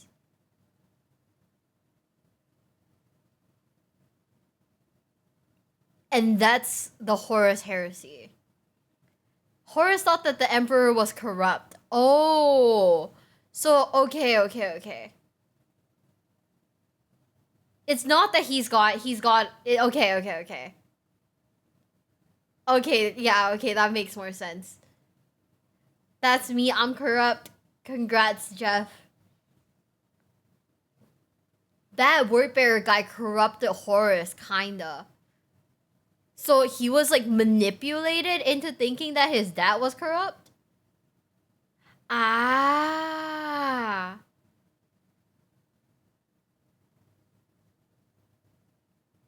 Okay. So they corrupted. Should I buy the book? Should I just read the book? I don't know. I saw it on Amazon. I might get the book. You know what's the issue? Yeah, there's a fuck ton of books. I don't necessarily know where to start. And a lot of them are like extremely like expensive. And I don't know which one is book 1. And I don't want to like buy a book and have it be like, I don't know, book 24 in the series, you know? We gotta figure that out. Gotten shit done without Peter Turbo. Imagine an entire faction that is the personification of brutal industrialism, where you serve the Legion until your dying breath. You build and you kill and you siege and you kill and you literally summon demons just to take them and trap them in machines and use them as cannon fodder. This is a thing they do. They summon demons to trap and use as shock troops. The Iron Warriors are siege warfare incarnate. They are heavy weapons, they are tanks, they are turrets, and they don't die. They hate Imperials, they hate Imperial fists. Do you need a pacifier, Iron Baby? No, I don't. They are bitter incarnate. Perturabo and the Iron Warriors don't serve the Chaos Gods because they like them. They serve them because fuck you. Come on, guys. Wait. So their entire thing is that they're powered by spite. They just don't like you, so they choose the faction that opposes you. They're just massive haters then. Cool. Okay. Let's go. Not another speeding ticket. I'll fight it in court, but I don't think they're gonna accept gotta go fast as a medical condition. The White Scars. Allegiance, Loyalist. Primarch, Jagatai Khan, a speed demon, a plane strider, a roast god. Single word descriptor, speed. Hailing from Chagoris. The White Scars are all about speed. They love melee, but they love it even more when they are doing it from a motorcycle or land speeder. Or honestly, just running really damn fast. The White Scars are honestly forgotten about a lot, and that's lore accurate. They are a legion that doesn't seek the recognition or glory from the combat they engage in. They engage in it because it is their duty and because they love it. Not in the insane slaughter enjoyment of loving it, but in the thrill of the fight. They are known as the Laughing Killers because they ride into battle with a smile on their face and a chuckle in their throat. And as you can tell by their Primarch's name, they are Mongolian based. Remove horses and replace them with motorcycles and land spears, and that's your style. They are heavily based on the old times of Genghis Khan, and consider this is 40k and everybody's evil. You know, that fits. The White Scars are actually physical scars on their body, going back to their heritage on Chagoris. The Khan himself is kind of a dickhead, but a reasonable one. He thinks ahead, he's intelligent, he's patient. He is often underestimated because he doesn't scream his accomplishments from the rooftops, which is what makes him and the White Scars dangerous. His skills are kept at bay, only to be truly shown when the time is needed. The White Scars are a forgotten legion often, but that doesn't diminish their accomplishments. All it does is surprise those who underestimate them. Speed, awesome Mongolian vibe they got going on, and if you really like to stab people, that's the White Scars for you. Shameless thirst break. They do sound cool. Okay, I think I kind of like the White Scars. That's kind of sick. They sound cool. That's pretty fucking sick. Let's go. This is dog. Woof, woof, woof, woof. Woof, bitch. The Space Wolves. Allegiance, Loyalist. Primarch, Leman Russ. A Viking, a Savage, the Undertaker. Single word descriptor, wolf, wolf, wolf, wolf, wolf, wolf, wolf, wolf. There's so many goddamn wolf units. Skater. I take it back. I like the wolves. They have dogs. How many units in the Space Wolves Codex have the word wolf in their name? The Space Wolves are the 6th Legion and hail from Fenris, a frozen wasteland of a world with their Primarch, Leman Russ. I don't really need to spend a whole lot of time talking about the Space Wolves because it's very obvious who they are. They are the second most obvious what their shtick is legion in the 20 legions besides the World Eaters. When you look at the Space Wolves behind, what do you see? Do you see Vikings in space? You've done it. Congratulations, you have found Vikings in space. But they have as much in common with a regular Marine as an all-day Viking with like a Roman soldier. You see, as a Space Marine, your body is so enhanced that you filter out poison, and so you can't get drunk. The Space Wolves distill a special mead out of a horrible poisonous plant that would kill a normal human so they could get drunk. They have fangs in their mouths. They sometimes cannibalize their enemies. Yeah.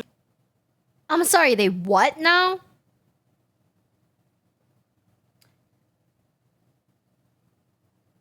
I'm not deaf, right? I did not mishear that, right? Oh, okay. Like they cannibalize people. Yikes. They got that. I guess they do got that dog in them. Damn. Sometimes they eat people because they gain knowledge about them from there and about battle plans. The Space Wolves are savages. They're raiders. They're Vikings. But despite all of this, they are loyal to their core. Leman Russ is an egotistical guy who just shouts stories and tales of his accomplishments everywhere they can. But at the same time, he was so damn loyal that instead of gunning down his foes, he hit him with a fucking backbreaker to show his devotion to wrestling. If you want Vikings in space, you found it. Play the Vikings in space. We're gonna build the... Wait, I kind of fuck with that then. I love WWE. Let's go. Oh my god.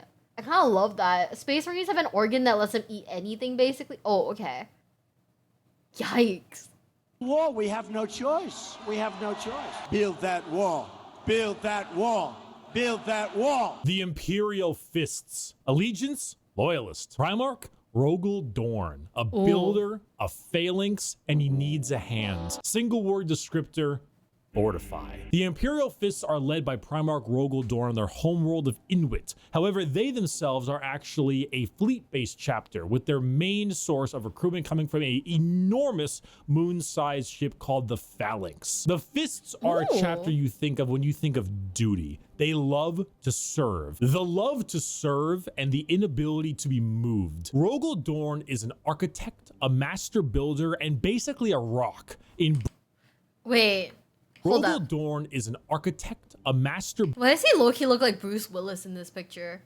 builder, and basically a rock in brain and body. A lack of humor or ability to lie shows that he is as blunt as the weapons of war he creates. Not the swords he makes, but like blunt, strong weapons. The fists are the same. Take your archetypical American Marine style look, a buzz cut, a hard sense of duty, and then throw in some power armor and a love for building defenses, and you have the Imperial fists. They are immovable. When you find a spot, they're ready to defend. You can't breach them. Their knowledge of defensive warfare is paramount. Without them, the Horus Heresy would have been so much more effective, but thanks to their insane and immovable tenacity, the Imperium lives today. That's and let's crazy. not forget that Iron Warrior and Imperial Fist rivalry. Want to know why the Iron Warriors are so bitter? These guys are the reason why. Hey, guys, bring the thing! Where is he going?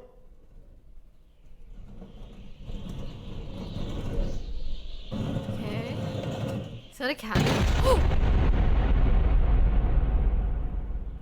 Hey!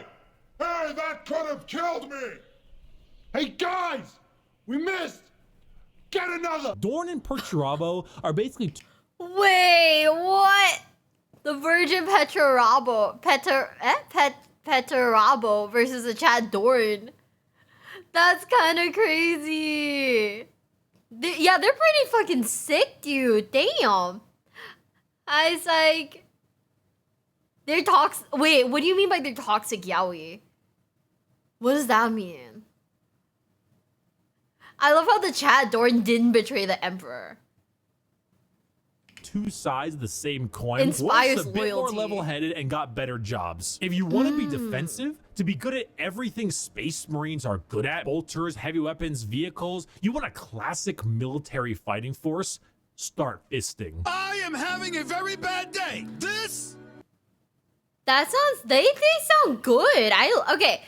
Maybe I think I'm leaning towards the loyalist. Damn. Today is one of the worst days. Maybe I Oh like boy. them. Oh boy, here we go. The Night Lords. Oh, that's Allegiance, sick. Heretic. Primarch Conrad Kurz. A My guy looks evil. What the hell?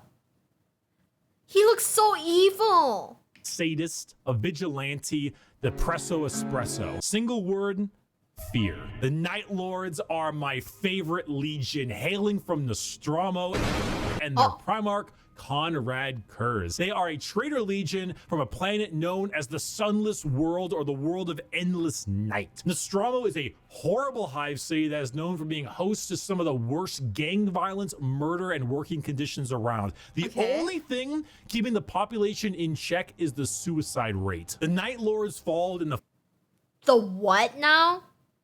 Also, why is he? I just realized he's got like major vampire vibes. footsteps of their Primarch, a man who believed in a twisted sense of justice and that the only way to make humans compliant is through fear. The Legion's lesson has been lost on them, as their ranks were repopulated by gang members, murderers, arsonists, torturers, and other words I can't say on YouTube, as young as 12 years old. Murderers before they were even teenagers, raised to become demigods. Now, fear is what they sow and flesh is what they reap. The Night Lords are scum. They are the exact opposite of all other legions. They torture and they maim and they flay because they think it's fun. They run away often so they can come back and kill you with more numbers. They prey on the innocent and the weak. They kill normal civilians because it's easy and flee any battle where they don't possess overwhelming odds. They are the antithesis of normal Space Marines. They are scum. One time, a world did not comply to their demands, so they raided one of their ships and brought it into atmosphere. The crowds cheered and clapped as it appears that they had won the battle, and the airlocks opened and the skinned and flayed bodies of the crew were thrown down in the populace. In other words, a legion of What the fuck? That's so crazy. Oh, this world is so dark. That is actually insane. Oh. gangers and criminals. Add together a heavy Slavic influence to them, and you've got my favorite faction. You have not done the dishes Blood for 5 Angel. years. So embarrassed when people come over here. What does it matter? You bring them over, you kill them. Vampires don't do dishes. The Blood Angels. Allegiance, loyal. Primarch, sanguineous. An angel, a vampire, a dead-ass motherfucker. Single word descriptor, blood. The blood. Come on, these are true. Follow. Thank you. Also, I was wrong. This is the Vampire Legion, huh? Blood Angels are 9th Legion, hailing from the homeworld of Baal, with their Primarch, Sanguinius. The Blood Angels are a tragic tale with one of the best Primarchs, one beloved by almost everybody, a genuine angelic figure who led his people to glory, killed by the hands of the traitor Horus before the Emperor's eyes. The death of their Primarch led the entire Legion to madness as their gene seed malfunctioned and created something known as the Black Rage. The Blood Angels degrade over time, experiencing something called the Red Thirst, which gives them a genuine vampiric thirst for blood. As their minds degrade and break down, they get angrier and angrier, becoming berserk killing machines with no other goal than to tear everything in sight apart. But they don't see it as that. They see themselves there, at their Primarch's demise, with Horus in sight. And to them, it's time for vengeance. That Space Marine over there, that Chaos Space Marine, that's Horus. Kill him. That Orc War Boss over there, Horus. Kill him. That Tyranid Swarm, 1,000 Horuses. Horai. Kill them all. Did your toast come out a little bit burnt? Horus sabotaged your toaster. Destroy the toaster. Destroy it. Do it. Do it. Kill your toaster. Do it. This slow, debilitating disease takes over the Blood Angels, and it gives them this angelic, vampire, and Catholic-inspired imagery. They have chalices of blood. They rest in coffins and can even use psychic powers to sprout angel wings from their bodies. They are a tragedy through and through, and the only thing that will look more tragic are the mangled bodies of those they come in contact with. Wait, I kind of like them though. That lore is crazy. It's really cool. What the hell? Yeah, they're a little crazy, but they're crazy because of the trauma. And I kind of fuck with that. But wait, are they heretics or are they not heretics? Somebody who knows, like, tell me, are they heretics? Bro, they're so traumatized. Oh, they're loyalists? Okay, sick. Looks like we like the loyalists, guys. They crashed out over a bad bitch. That bad bitch being their dad. Yippee, not heretics. I got a diesel engine, and honey, we forgot to mention, we're gonna take your job away. The Iron Hands. Allegiance, loyalist. Primarch, Ferrus Manus, a machinist, an inventor, and not a great head on his shoulders. Single word? What? Bionics. The Iron Hands are from the home planet of Medusa and their Primarch, Ferrus Manus. Does Ferrus Manus have an iron hand? You fucking know he's got an iron hand. The Iron Hands believe that the flesh is weakness. But despite all of their enhancements, despite all the things that made them demigods, replacing some of the flesh with bionics will allow them to serve the Emperor more. They go hard into vehicles and dreadnoughts. Dreadnoughts being giant walking sarcophagi that have wounded space marines piloting them from the inside. Vehicles, metal upgrades. These are the things that make up this legion. Their tech marines have servo arms sticking out from all directions. They have a wide array of mechanics and extremely often replace limbs with metal ones, serving all kinds of different functions to deal with their enemies. The Iron Hands are also not particularly nice. They're kind of assholes. I mean, marines are already normally pretty big assholes, but they're a little bit up there because of their flesh, civilians made of flesh, because you see, the flesh is weak. Flesh is corruptible. Bionics, the strength of the machine is pure and cannot so easily be corrupted. So if you want people who have this little techno fetishistic vibe to them, that love their vehicles and their walking coffins, hit up the Iron Hands. You understand, Commander? Please are these so sure to follow. Thank you. Yeah, guys. I think they hate us because, you know, we're people. They'd absolutely hate us. But it's okay. We're vibing. I was never here. Legion 11.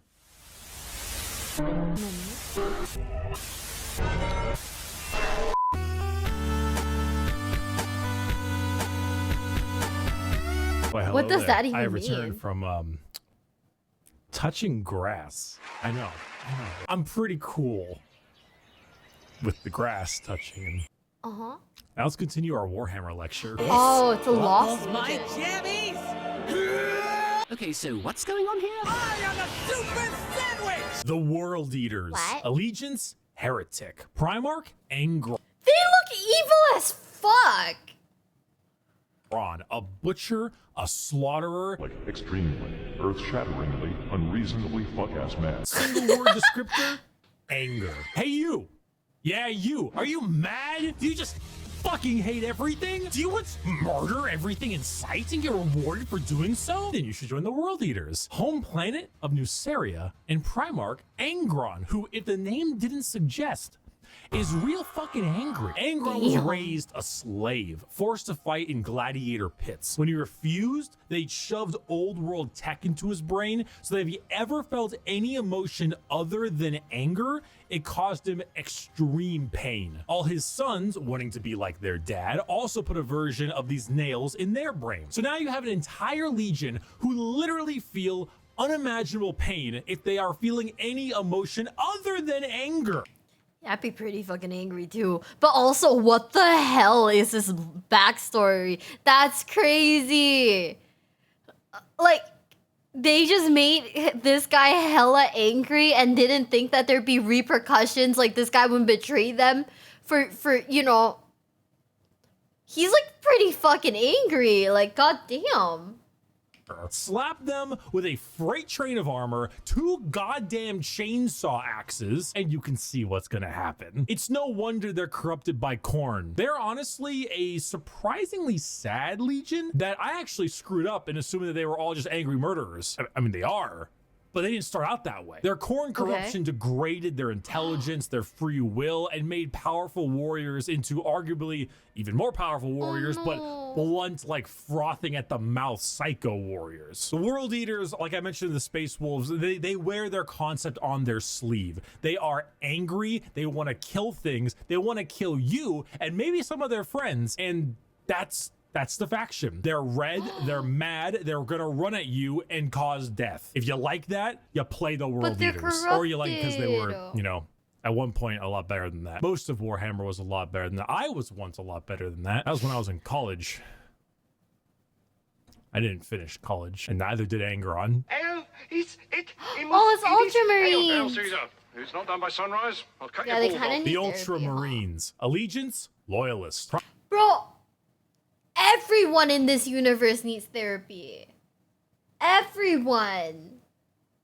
But yeah, the Ultramarines, I like them. Primarch Rabute Gilliman. That's how it's said. An analyst, a diplomat, a blueberry boy scout. Single word descriptor, duty. When you see Space Marines on a box or just Space Marines in promotional material, notice how they are always colored blue. These are the blue Space Marines. These ones here, the Ultramarines, who hail from the world of Macrog with their Primarch Rabute Gorilla Man. Ultramarines are the white bread of Space Marines, the grilled chicken with salt and pepper. This is by no means an insult. They are plain Jane, but that's also because they are so goddamn good at their job. Their skill for warfare is paramount, but so is their ability for leadership. Gilliman for a while was a damn boring Primarch for all the reasons he was great, because no matter how hard you try, you don't win a war without logistics, without supply lines, without trade routes, without infrastructure and economy. You don't win anything without all that stuff, and Gilliman knows it, which is why he has one of the largest standing empires in the Imperium, named Ultramar, which is why his sons are the most recognizable of all the Space Marines, which is why the only thing that rivals the weight of their victories is the weight of their egos. They are good at everything and bad at nothing. They are great at everything. Other legions can do other things better than them, but they are good at everything. The most interesting thing about the Ultramarines is their characters, as they are all now inflicted with various amounts of ultra depression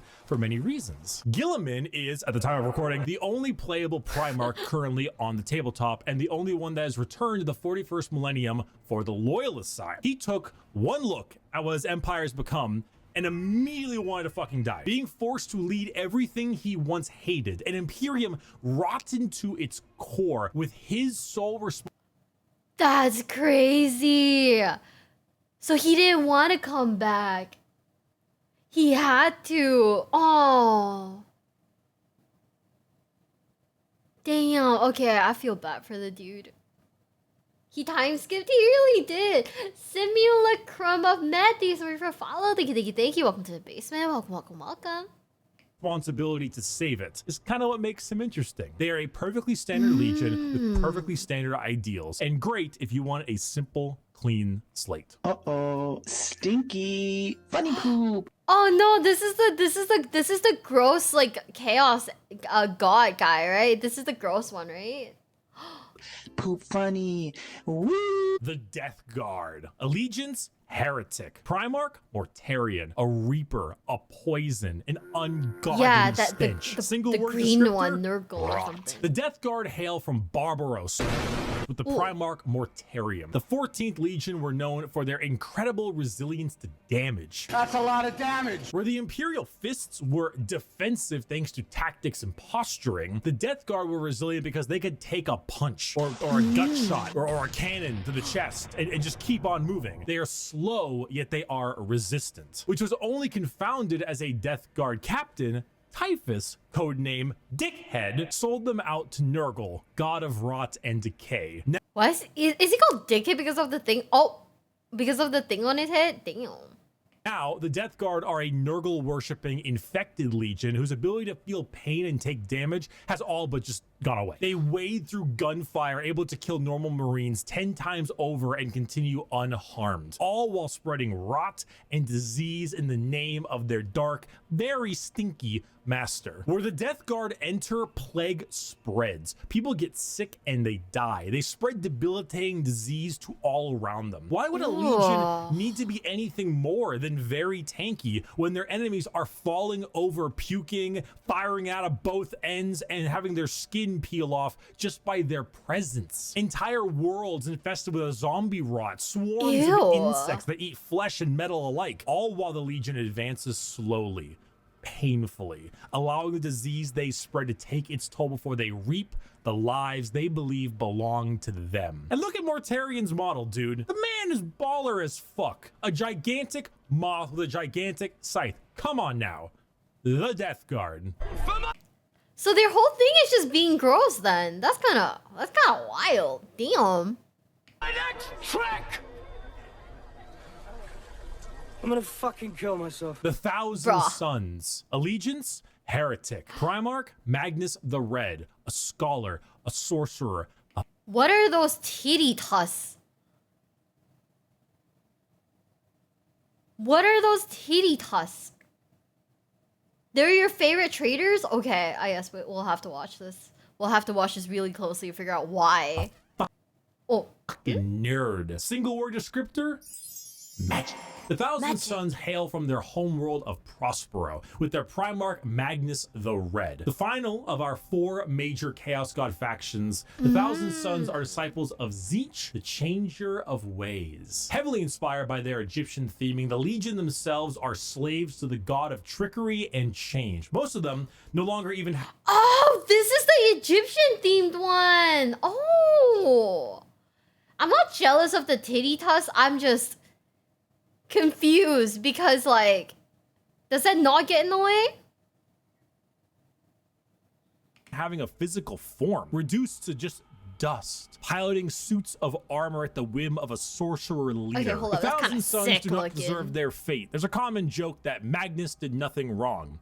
This is untrue. He has done much wrong. However, he is very sympathetic, mainly because the Space Wolves and Leman Russ sought to end their rivalry through the annihilation of their legion, escaping only through the assistance of the Changer of Ways, and forever changed because of it. Meanwhile, magic is their main tool. Take some Lovecraftian style abilities, the eyes everywhere, and potent spells to be cast at their foes, whether these are bolts of psychic lightning, reversing time itself, itself, opening up portals to unreality or changing the very fabric of the universe. The Thousand Suns sorcery knows no bounds, and they are very good at it. If you're a fan of like wizards, your classic style of spellcaster, and you want a ton of them, combined with a tragic backstory and a Primarch who, like Mortarion, looks fucking baller, the Thousand Suns are for you. You fucking asshole! There's no way, you're a fucking cheater. Okay, Sons of Horus has to be a heretic, right? Loser. You're a cheater. My dad works at Nintendo! The Sons of My dad Horus, works at or the Nintendo. Luna Wolves, or the Black Legion. Allegiance, heretic. Primarch, Horus, a warlord, a treasured friend, or the traitor himself. Single word descriptor, assault. The Sons of Horus are the formal name of Horus's legion, hailing from the world of Chthonia.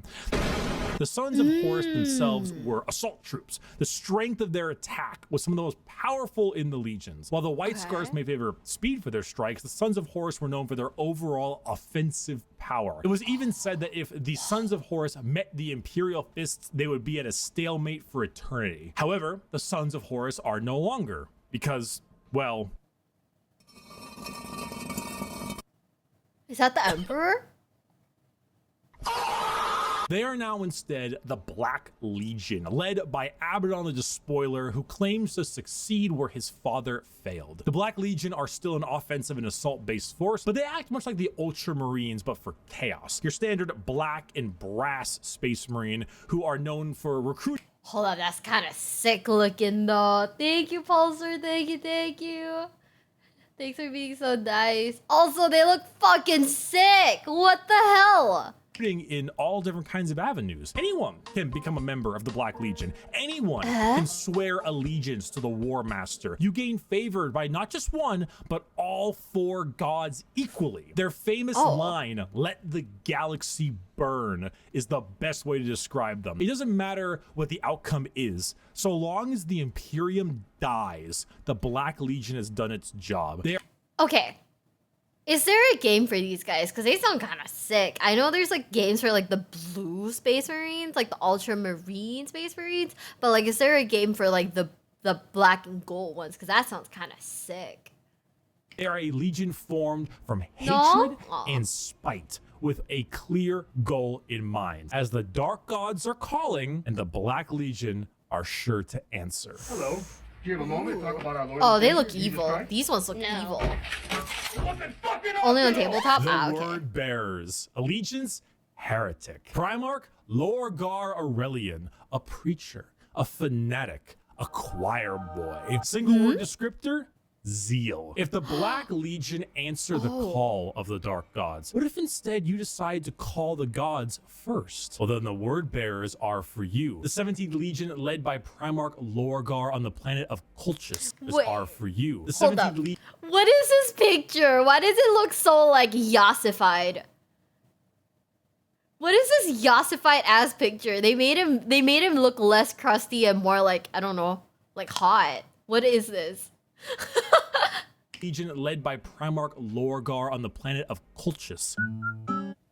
Oh, so there. Nice. Originally obsessed with worshiping the Emperor of Mankind as a god, they found that despite his divinity, he was not worthy of worship. Because, you know, he raised their equivalent of Jerusalem to the ground for daring to worship him. Like, could you imagine if God actually showed up and was just like, Jerusalem is stupid, it just destroyed the whole thing? Like, what would that do in your head? But there are gods that want worship and will reward those who do. The word bearers are chaos worshippers to a T. All chaos gods. They specialize in demonic rituals, the summoning of demons, and the mutual possession of their own troops. They welcome demons to their bodies to fight as one. They exalt the dark gods themselves for aid, and guess what?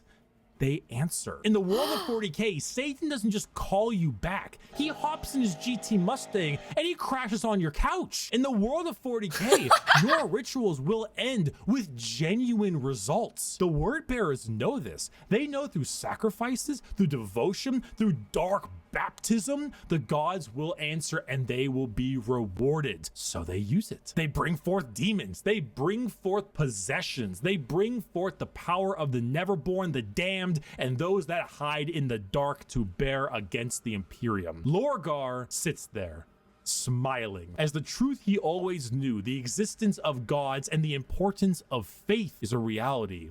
And it is a tool he is using to rend the galaxy. Dear Sir Stroke Damn. Madam. Fire! Exclamation mark. Fire! Exclamation mark. Help me. They're the reason why it occurred. Salamanders. Okay. Allegiance, Loyalist. Primarch? Oh, this is the green one that like that has like flamethrowers, right? Oh, I like this one. Vulcan, a Forge Master, a behemoth, a very huggy boy. Single word descriptor? Fire. The Salamanders hail from Nocturne, a volcanic planet home to their Primarch Vulcan. They are the largest of the Space Marines, not due to numbers, but rather size. Vulcan, he is an enormous slab of beef, by far the largest of all the Primarchs. That's crazy. Why are they wearing loincloths? Also, yeah, flamethrowers are kind of cool. However, don't let his size fool you, as he is also the kindest. Salamanders have the juxtaposition of looking frightening, being larger than other Marines, while also boasting an ashy, like coal color skin and blazing red eyes, while simultaneously carrying around all manner of flame weaponry. So your average civilian might be spooked, but in reality, they are by far the kindest of all the legions to those civilians. Vulcan believes that to safeguard the Imperium is to, at the end of the day, safeguard its people. So unlike other legions who put their lives far and above the average human, the Salamanders spend significantly more time trying to save them, often taking numerous losses by doing so. They are very independent as well. They're forgers and blacksmiths, maintaining their own weapons and crafting versions of it. They also have the very rare privilege of being able to see their families. Bro, you're so right. The Gap Moe is crazy. I kind of love them. What the heck? I kind of love them. They're so nice. Even after becoming a Space Marine, they care, which is the funny part, because the 7.5 foot tall giant with flaming red eyes who just reduced a traitor to bubbling metal says, "You have nothing to fear, young citizen. Take my hand." If you enjoy fire, melting things, and being the nicer of the Marines, Salamanders are for you. Oh, hi, Anthony. Hi. Okay. Let's see.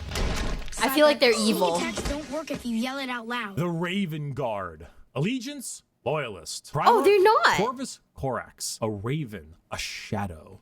Is this the guy whose name is Crow, but in like Latin and like Greek or something? An industrial dance DJ. Single word descriptor?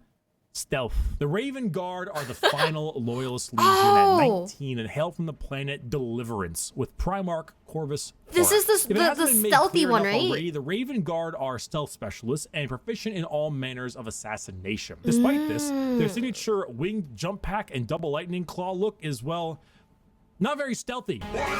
Yeah, he's kind of got the Vega claws. claws. The Raven, and embody the entire concept of it as a herald of death. They are stealthy, patient hunters that have no problem with waiting and waiting and waiting until the moment to strike is at hand. It's not easy being a stealth faction when your stealth involves people in 1 ton of power armor, but they find a way. That more than anything should not be used to show how ridiculous 40k is, even though it is, but rather to show how good the Raven Guard are at their jobs. It's not about them sneaking around you without being seen, but it's also about them having lied in wait for so long that it wasn't until they were in striking distance that you even realized they had been there. And also, if you want, edgelord Marines with a long black haircut, pale skin, ravens everywhere, if you want to field assassins and snipers abound, then the Raven Guard are for you. He could be in this very room. So this has to be the last like bad guy Legion, right? Whoa!